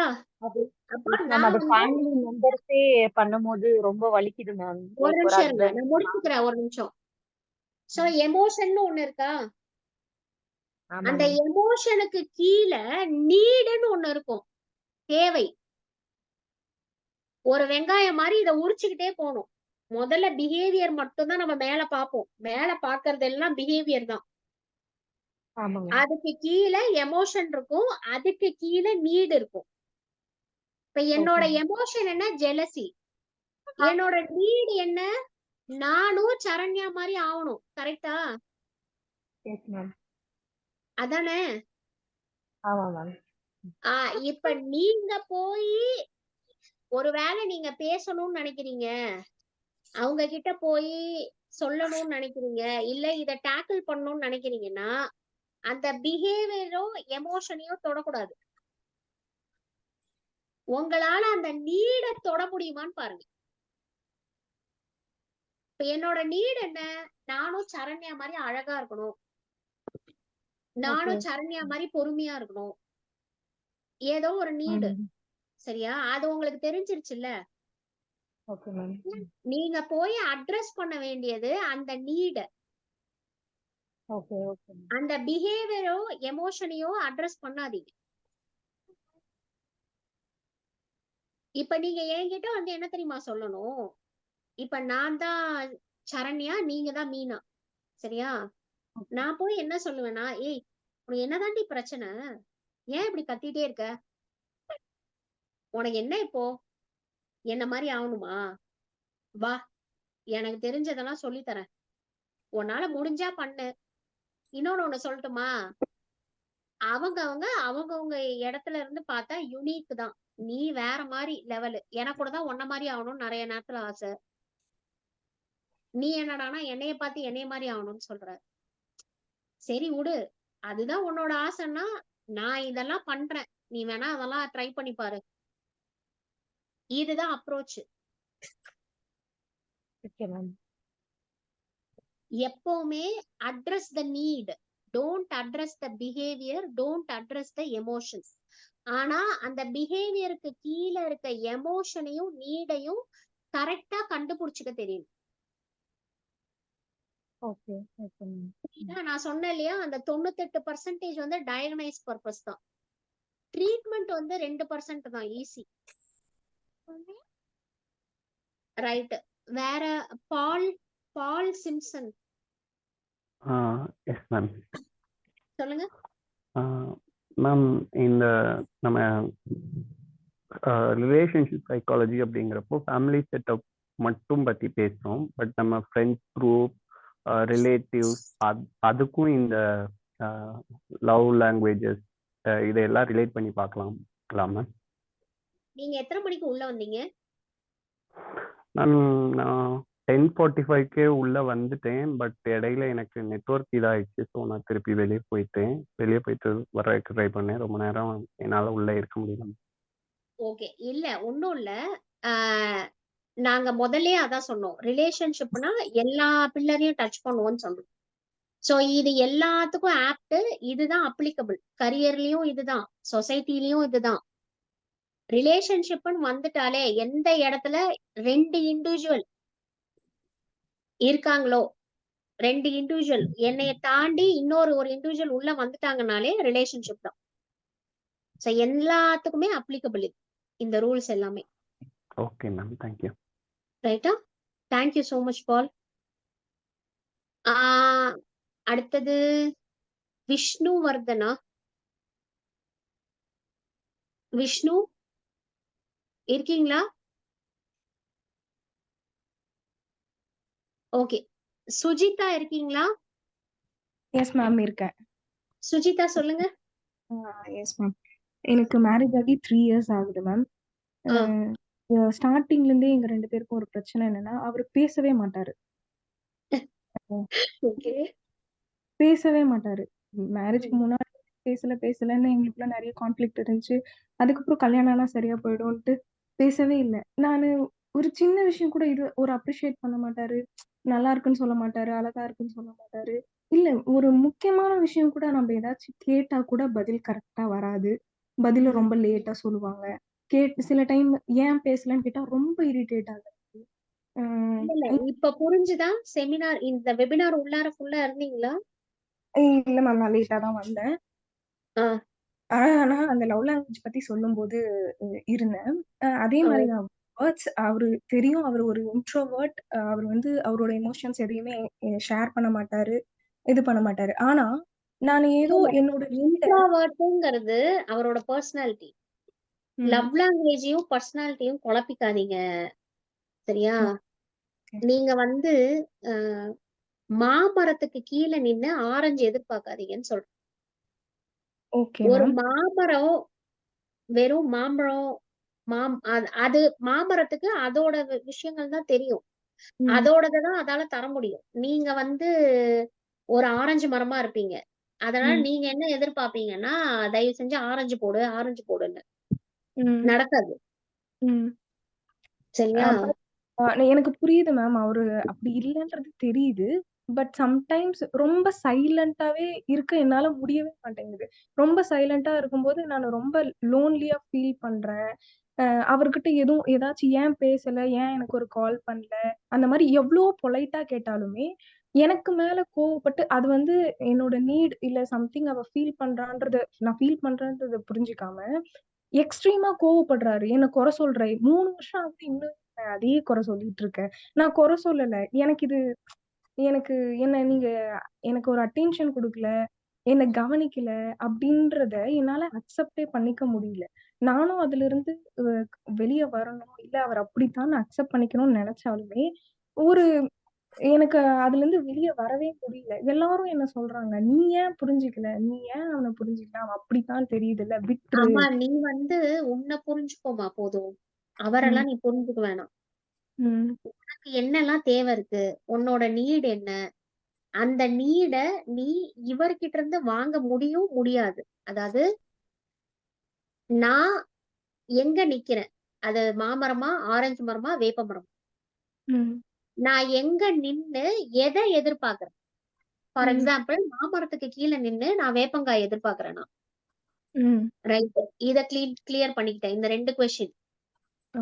ரைட்டா? இதுலயே பாதி இது வந்துரும். 3வது, ஆமா நான் மாமரத்துக்கு கீழே நின்னுட்டு ஆரஞ்சு இவ்வளவு நாளா கேட்டுட்டு இருந்தேன். இனிமே ஆரஞ்சு வேணாம், மாமரம்னு தெரிஞ்சிருச்சு. அதனால நான் மாம்பழத்தையே அக்செப்ட் பண்ணிக்கிறேன். இது 3வது ஃபேஸ். இந்த ஃபேஸ் வந்து பீஸ் சரி பண்ணி கொடுத்துரும், நிம்மதியை கொண்டு வந்துரும்.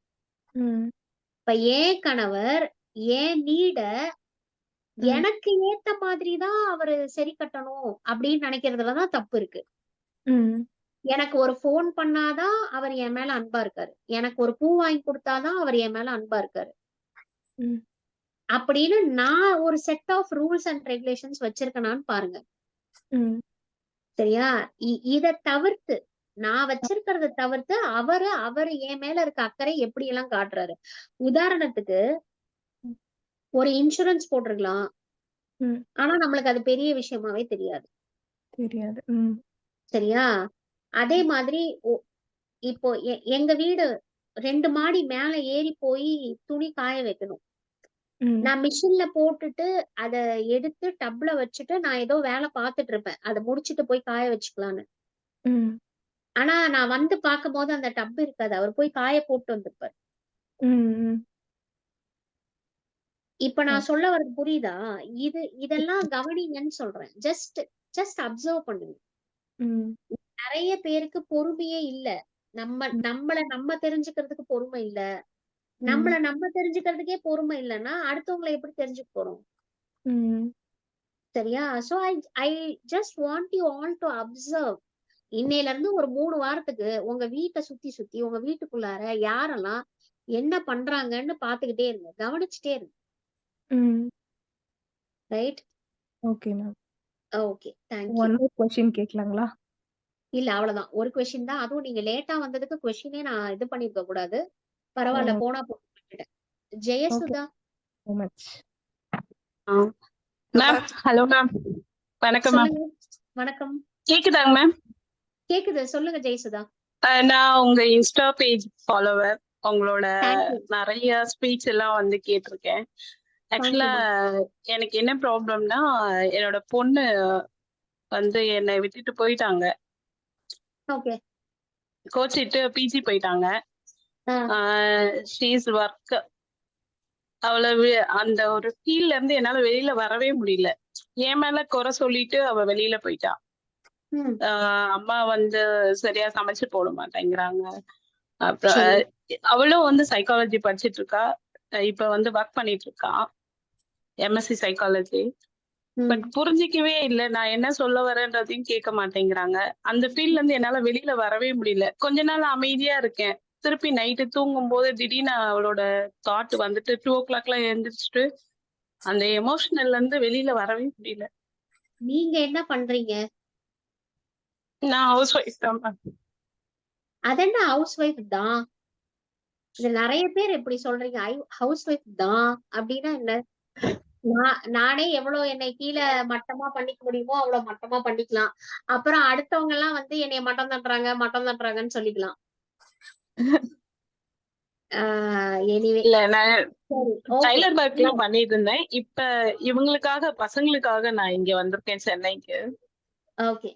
see the thing is, நீங்க வந்து பசங்களுக்காக எல்லாம் வரல, நீங்க உங்களுக்காக வந்திருக்கீங்க. அதாவது அம்மாங்கிற ரோலை நான் பண்றதுக்காக நான் செலக்ட் பண்ணியிருக்கேன். இப்ப நீங்க என்ன சொல்றீங்க, என் அம்மா சரியா சமைச்சுக்கல, அம்மா சரியா இல்லைன்னு குறை சொல்லிட்டு போயிட்டா. அதாவது நீங்க சொன்ன கம்ப்ளைண்ட வச்சு நான் புரிஞ்சுக்கிறது என்னன்னா, என் பொண்ணு என்னைய விட்டு போனதை காட்டிலும் என்னைய குறை சொல்லிட்டு போனதை என்னால தாங்க முடியல. இதுதான் what I am catching is. இதுதான் எனக்கு ராத்திரி தூக்கம் வர மாட்டுது. ஏன்னா என்னை இப்படி சொல்லிட்டாலே. நான் சொல்றது புரியுதா? இப்ப என்னன்னா, என்கிட்ட பேசுற இந்த 2 நிமிஷத்துலயே நீங்க என்ன சொல்றீங்க, நான் பசங்களுக்காக தான் எல்லாத்தையும் விட்டு வரேன்னு சொல்றீங்க. இத வந்து வீட்டுல இன்னைக்கு இருக்க எல்லாரும், நீங்க மட்டும் இல்ல ஜெயசுதா, நான் எல்லாருக்காகவும் பேசுறேன். ஒருத்தர் கேள்வி கேக்குறாங்கன்னா அவங்கள வச்சு எல்லாருக்கும் புரிதல் போகுங்கிறதுக்காக தான் இந்த கொஸ்டின் அண்ட் ஆன்சர் செஷனே. சரியா? அப்ப வீட்டுல இருக்கிற நம்ம எல்லாரும் எப்பவுமே நம்ம என்ன சொல்றோம்னா, உன்னாலதான் நான் விட்டுட்டு வந்தேன், உன்னாலதான் என் வாழ்க்கையே போச்சு, உன்னாலதான் சரியில்லை, உனக்காக தான் நான் வந்தேன்னு ஒண்ணு புருஷன் மேல, இல்ல பிள்ளைங்க மேல, இல்ல வயசானவங்க மேல, யார் மேலயாவது தப்பு போட்டுக்கிட்டே இருக்கும்.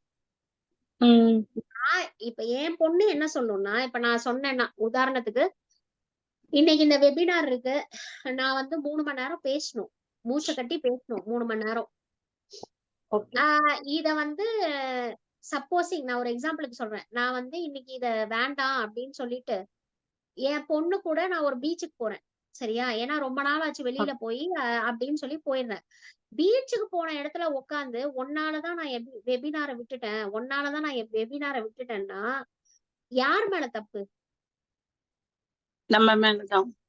உன்னாலன்றத சொல்லக்கூடாது. நம்ம இல்லங்க, முதல் பாயிண்ட்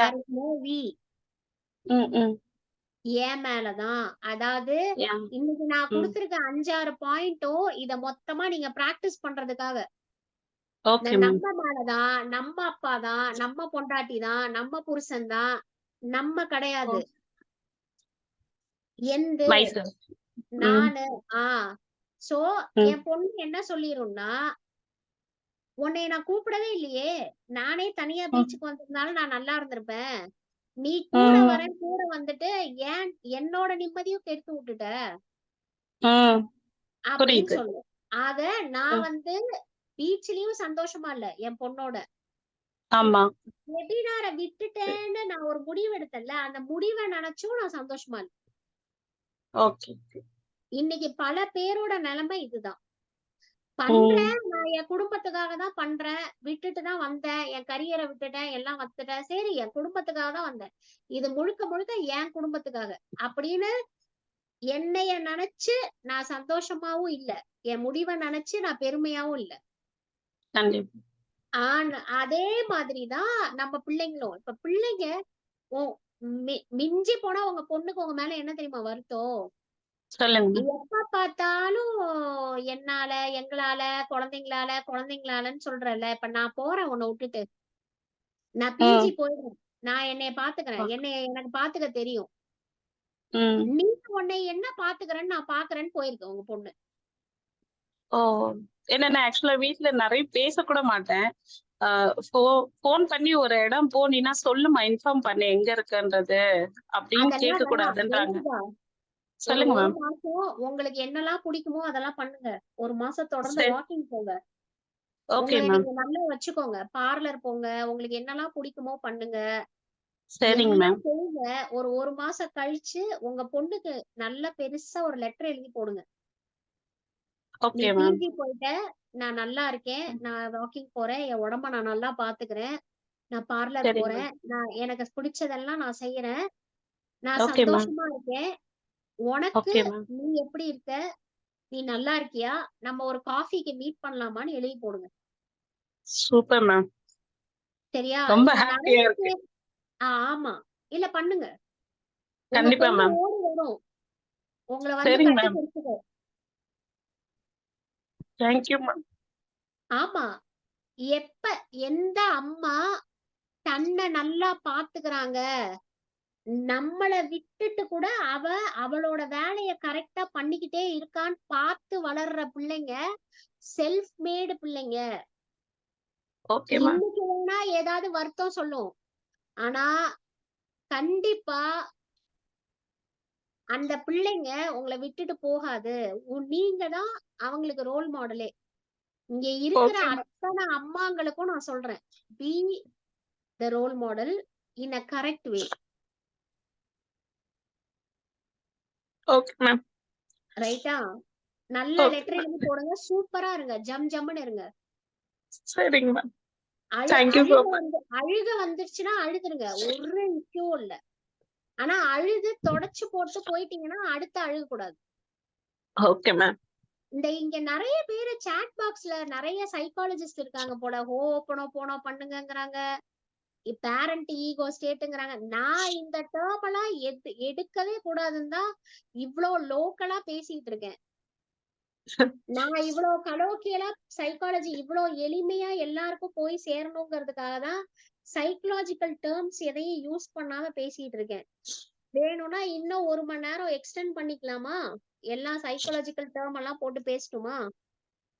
ஓ பண்ணுங்க மேம். ரொம்ப நல்லா இருக்கும். நாங்க கொஞ்சம் சீக்கிரம் வெளியில வந்துருவோம். நல்லாவே இருக்காது. சைக்காலஜிக்கல் டேர்ம்ஸ் எல்லாம் கேட்டீங்கன்னா நல்லா இருக்காது. Anyway thank you. Thank you so much ma'am. ஓகேமா. நல்லது நல்லது. So last one question. மாதா மாதா மேம் மாதா மதிஹா. ஓகே மதிஹா. ஓகேமா. சாரிமா. மதிஹா இட்ஸ் சொல்லுங்க. Okay ma'am. மேம் இப்போ லவ் லாங்குவேஜ்ல 5 சொன்னீங்க ma'am. Word, service, time, gift, டச்ன்ட்டு. இப்போ நீங்க சொன்னீங்க உங்களுக்கு வந்து வேர்ட்ஸ் பிளஸ் டச்ன்ட்டு. இப்போ suppose word plus time plus touch அப்படி இருக்குமா? எக்ஸ்ட்ரா இருக்குமா இல்ல ஒண்ணுதான் இருக்குமான்னு எனக்கு கொஸ்டின். 5மே கூட இருக்கும்.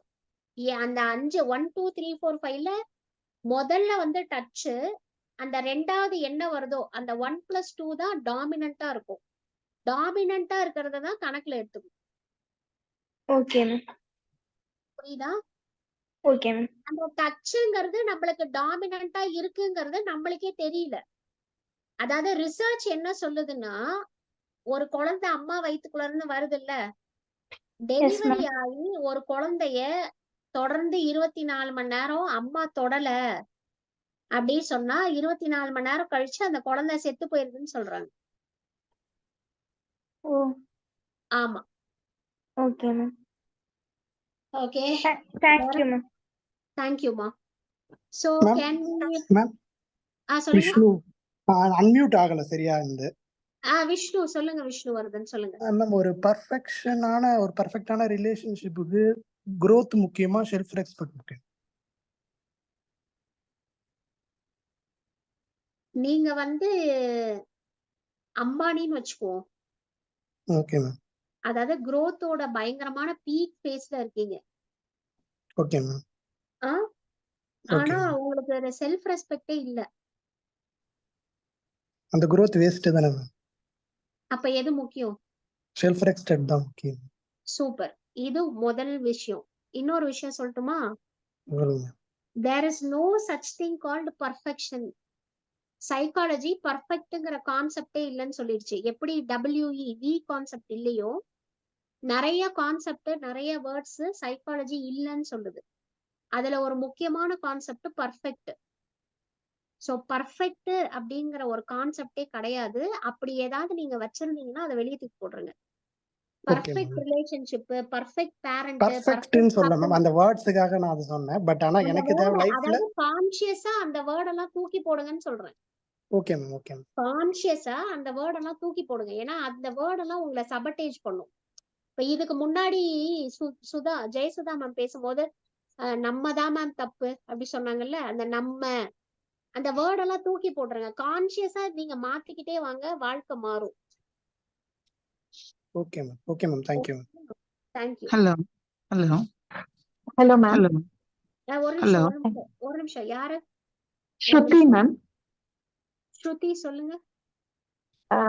நான் இப்போ என் பார்ட்னர் கிட்ட இந்த 5 லவ் லாங்குவேஜ்மே என்னால ஐடென்டிஃபை பண்ண முடியலன்னா நான் என்ன பண்றது?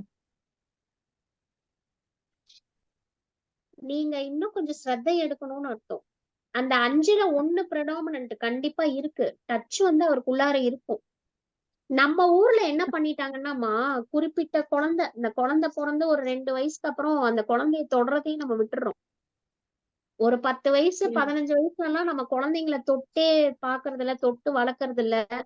சும்மா அந்த முதல் 3 வருஷம் 4 வருஷம் ஏன் குழந்தைன்னு பொம்மை குட்டி மாதிரி வச்சு சுத்திட்டு எல்லாம் பண்றேன்னு நானும் பண்ணிட்டு விட்டுறாங்க. அந்த டச்சுங்கிற விஷயம் உள்ளுக்குள்ளார உறைஞ்சு போய் இருக்கும், ஃப்ரீஸ் ஆகி இருக்கும். சோ உங்களோட கேள்வியில டச்சுங்கிற விஷயம் இருக்கு. அந்த மத்த 4 விஷயம் எனக்கு என்னன்னே தெரியலையே மேடம்னா, இன்னும் கொஞ்சம் உட்கார்ந்து கவனிங்க, அப்சர்வ் பண்ணுங்க. சரியாடா? ஆமா, ஏன்னா நாங்க இத பத்தி முன்னாடியே உட்கார்ந்து பேசிருக்கோம். பிகாஸ் எனக்கு ஏதாவது வேர்ட் ஆஃப் அப்ரிசியேஷன் வேணும். எனக்கு அப்ரிசியேஷன் விட சர்வீஸ் இல்ல ஆக்ட் டைம் இது எனக்கு ரொம்ப முக்கியம். ஸோ நான் எக்ஸ்பிளைன் பண்ணியிருக்கேன். அவரது என்னன்னு எனக்கு இன்ன வரைக்கும் புரிஞ்சுக்கவே முடியல. Okay right. இன்னும் கொஞ்சம் அப்சர்வ் பண்ணுங்க, புரிஞ்சிரும். Okay okay. Some people are very very okay with touch itself. அவர் கைய பிடிச்சிட்டு உட்கார்ந்துக்கிறது, ஒரு முத்தம் கொடுக்கறது, இல்ல அவரை மடியில போட்டுட்டு, அதாவது மொபைல் போனே நோண்டிட்டு இருப்பாங்க, மடியில போட்டுட்டு நீங்க பாட்டுக்கு பார்த்துட்டு இருந்தா ஒத்துக்குவாங்க.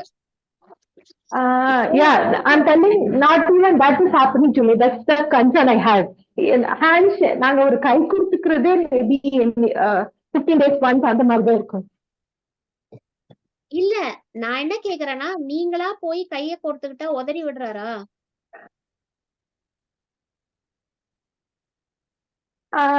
தெரியல எனக்கு. ஏன்னா ஆக்சுவலா நிறைய அப்படி இல்லாதனால நான் கொஞ்சம் விலகி வந்துட்டேன். வேண்டாம், நம்மளே போற மாதிரி இருக்கு அப்படி. இது என்னன்னா, இந்த சீச்சி இந்த பழம் புளிக்குங்கிற கதை.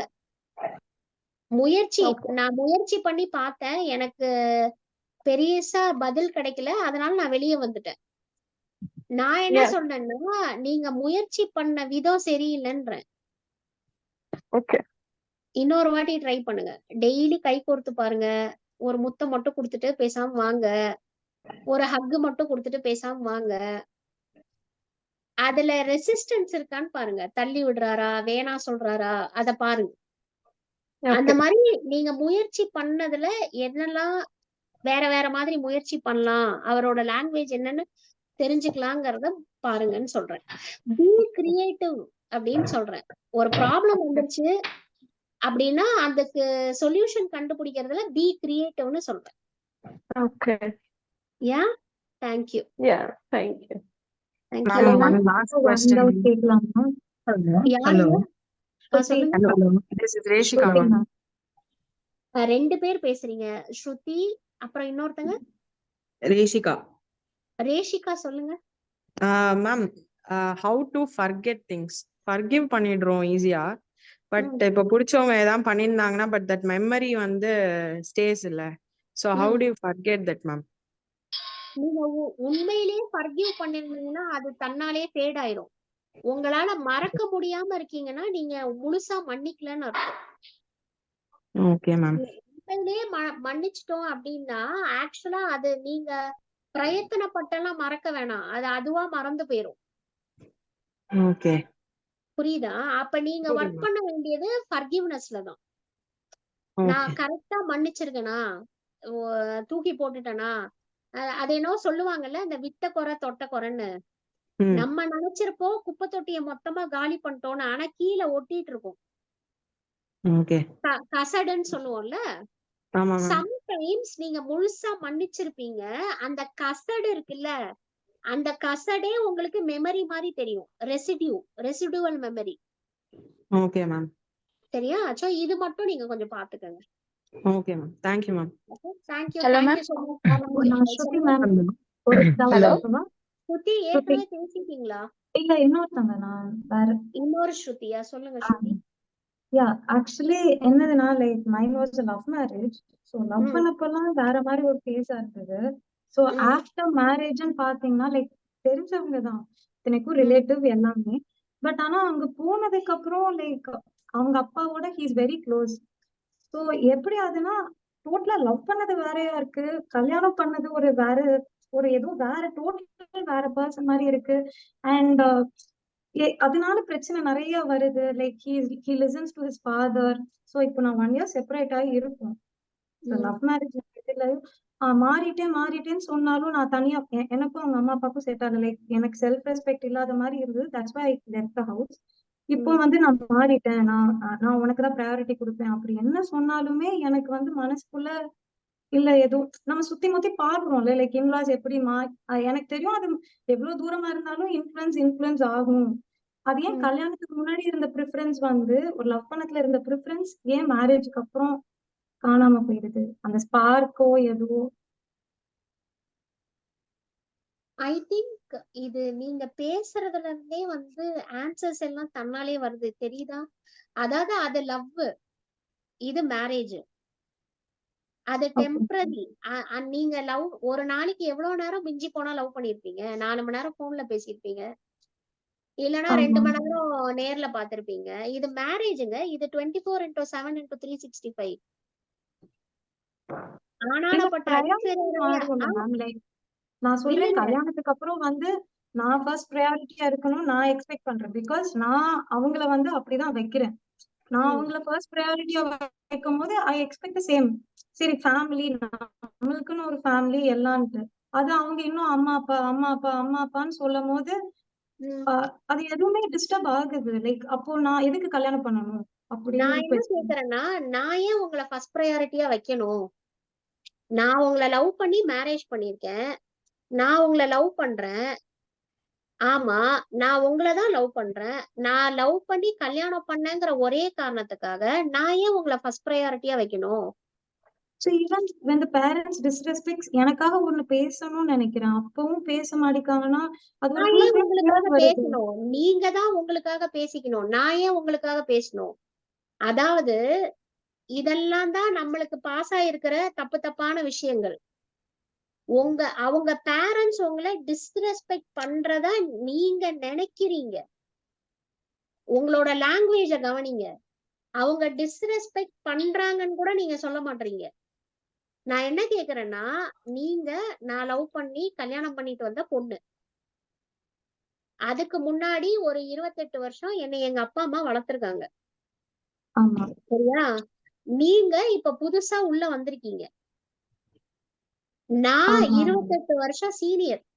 இங்க பாருங்க, 1 வருஷம் சீனியர், 1 வருஷம்னா சீனியர், 2 வருஷம்னா சூப்பர் சீனியர், 28 வருஷம் சீனியர்.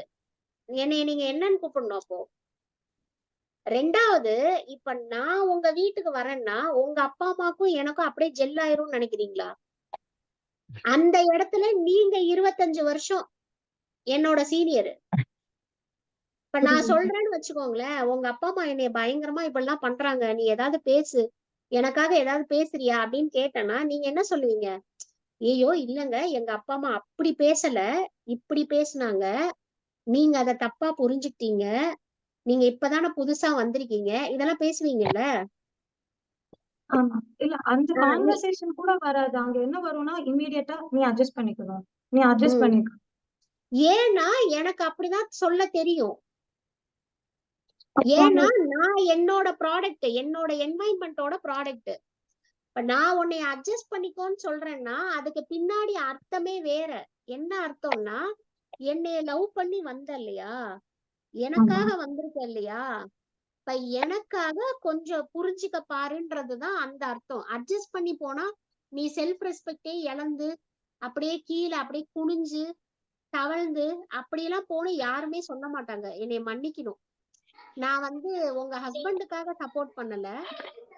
நான் இன்னைக்கு பேசுறது ஒரு ஜென்ரலான அப்ரோச் பேசுறேன்.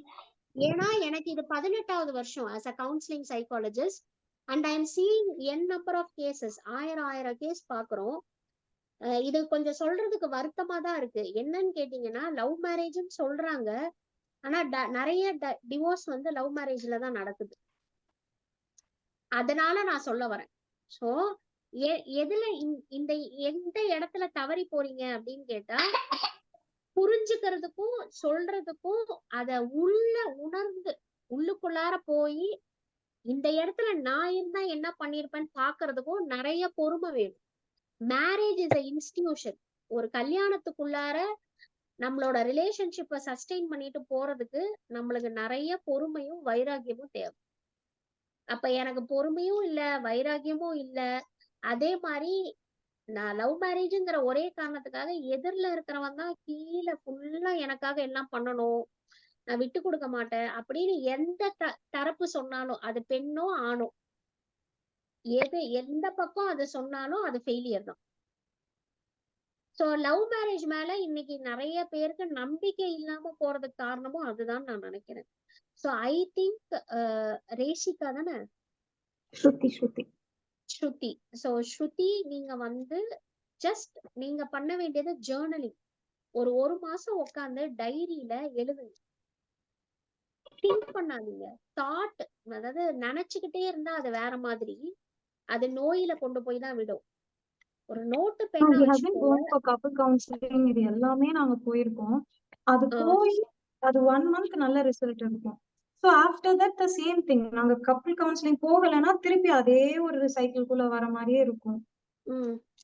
அப்பனா நீங்க கன்சிஸ்டன்டா பண்ணலன்னு அர்த்தம். ஒரு மாசம் கழிச்சு திரும்ப அதே நோய் எனக்கு வருதுன்னா, அத ஒரு மாசத்துல லெத்தார்ஜிக்கா விட்டுறது, அதான் நோய் சரியாயிடுச்சுல்ல அப்படின்னு கோர்ஸை கம்ப்ளீட் பண்றது இல்ல. அது நம்பிக்கை எப்படி நான் கொண்டு வரணும்? லைக் நான் trying to build the trust again. அந்த ஒரு ட்ரஸ்ட் போனதுக்கு அப்புறம் திருப்பி எவ்வளோ பில்ட் பண்ணாலும் அது ஒரு ஃபியர் மட்டும்தான் இருக்குது.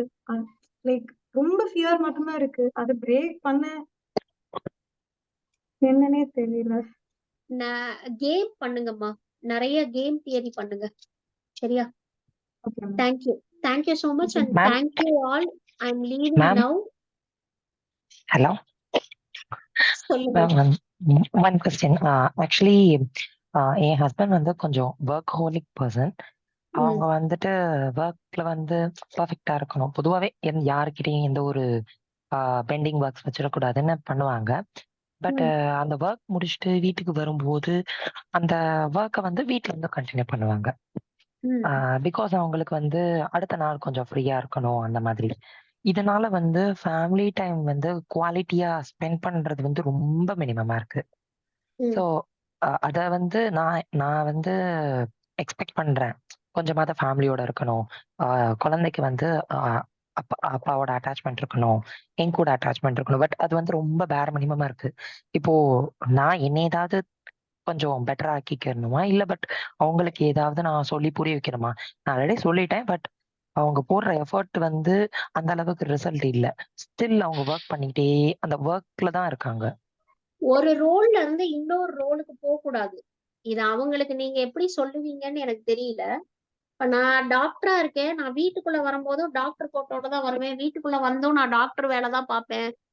உதாரணத்துக்கு இன்னைக்கு சாட்டர்டே, இன்னைக்கு வந்து எனக்கு 12:30யோட முடிஞ்சிருச்சு என்னோட டைம் இந்த வெபினாருக்கு, இல்லையா? அப்ப நான் 1 மணிக்கு என்னோட சிஸ்டம் நான் வீட்டுக்கு போகணும்னு நான் சொல்லியிருக்கேன்னு வச்சுக்கோங்களேன்.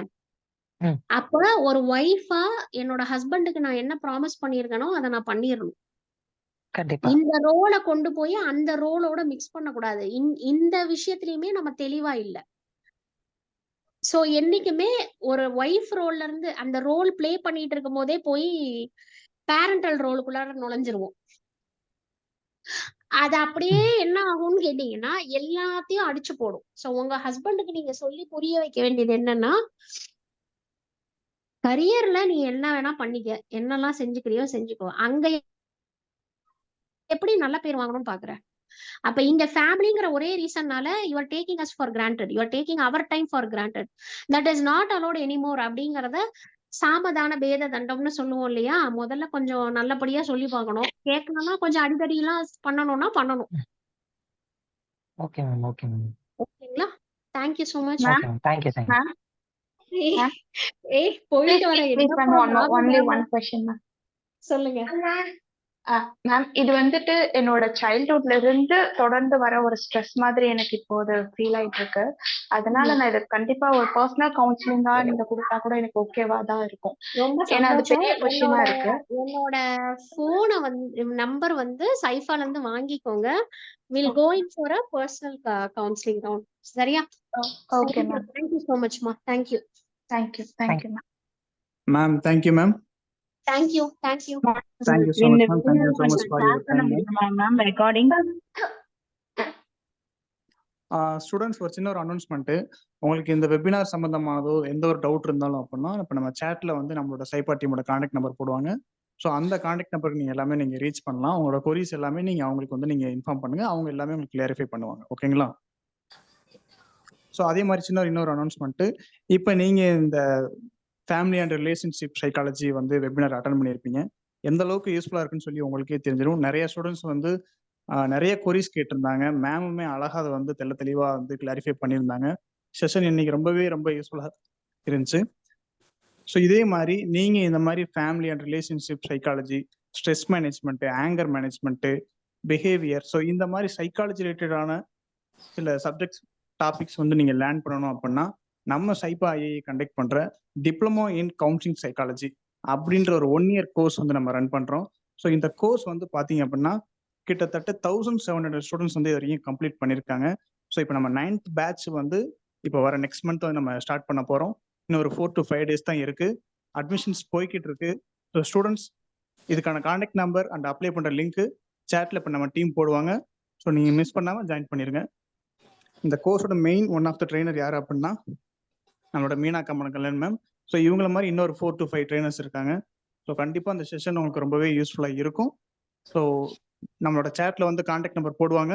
ஸோ மிஸ் பண்ணாமல் அதை நீங்கள் கால் பண்ணி எந்த ஒரு டவுட் அப்படின்னாலும் நீங்கள் அவங்களுக்கு கால் பண்ணுங்க.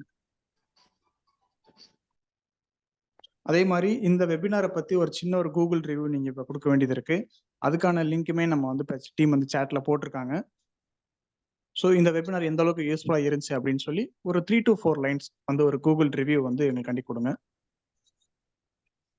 உங்களுக்கு சர்டிஃபிகேட் சம்பந்தமாக எந்த ஒரு டவுட் இருந்தாலும் அப்படின்னாலும் நம்மளோட கான்டாக்ட் நம்பர் போட்டிருக்காங்க. ஸோ அந்த நம்பர் அட்மிஷன் சம்பந்தமாகவும் சரி, சர்டிஃபிகேஷன் வேற எந்த ஒரு டவுட் எதுவும் இருந்துச்சுனாலும் அப்படின்னாலும் அல்லது கோர்ஸ் சம்பந்தமாக எந்த ஒரு என்கொயரினாலும் நம்மளோட கான்டாக்ட் நம்பர் இருக்கு. ஸோ அந்த நம்பருக்கு நீங்கள் கால் பண்ணுங்க. இந்த கோர்ஸ்ல ஃபீஸ் டிஸ்கவுண்ட் இருக்குமான்னு கேட்குறாங்க ஒரு சில ஸ்டூடெண்ட்ஸ். கண்டிப்பாக டிஸ்கவுண்ட் இருக்கு. இப்போ இந்த வெபினார் மூலமா பார்த்துட்டு ஜாயின் பண்றவங்களுக்கு நம்ம 4000 டிஸ்கவுண்ட் நம்ம கொடுக்குறோம். ஆக்சுவல் ஃபீஸ் பார்த்தீங்கன்னா பெர் இயருக்கு 24,000 வருது. நம்ம 4,000 டிஸ்கவுண்ட் பண்ணி நம்ம 20,000 ஃபீஸ் நம்ம உங்களுக்கு ப்ரொவைட் பண்றோம். டிப்ளமோ கோர்ஸஸ் சம்பந்தமா எந்த ஒரு டவுட் இருந்தாலும் சேட்ல கான்டாக்ட் நம்பர் இருக்கு.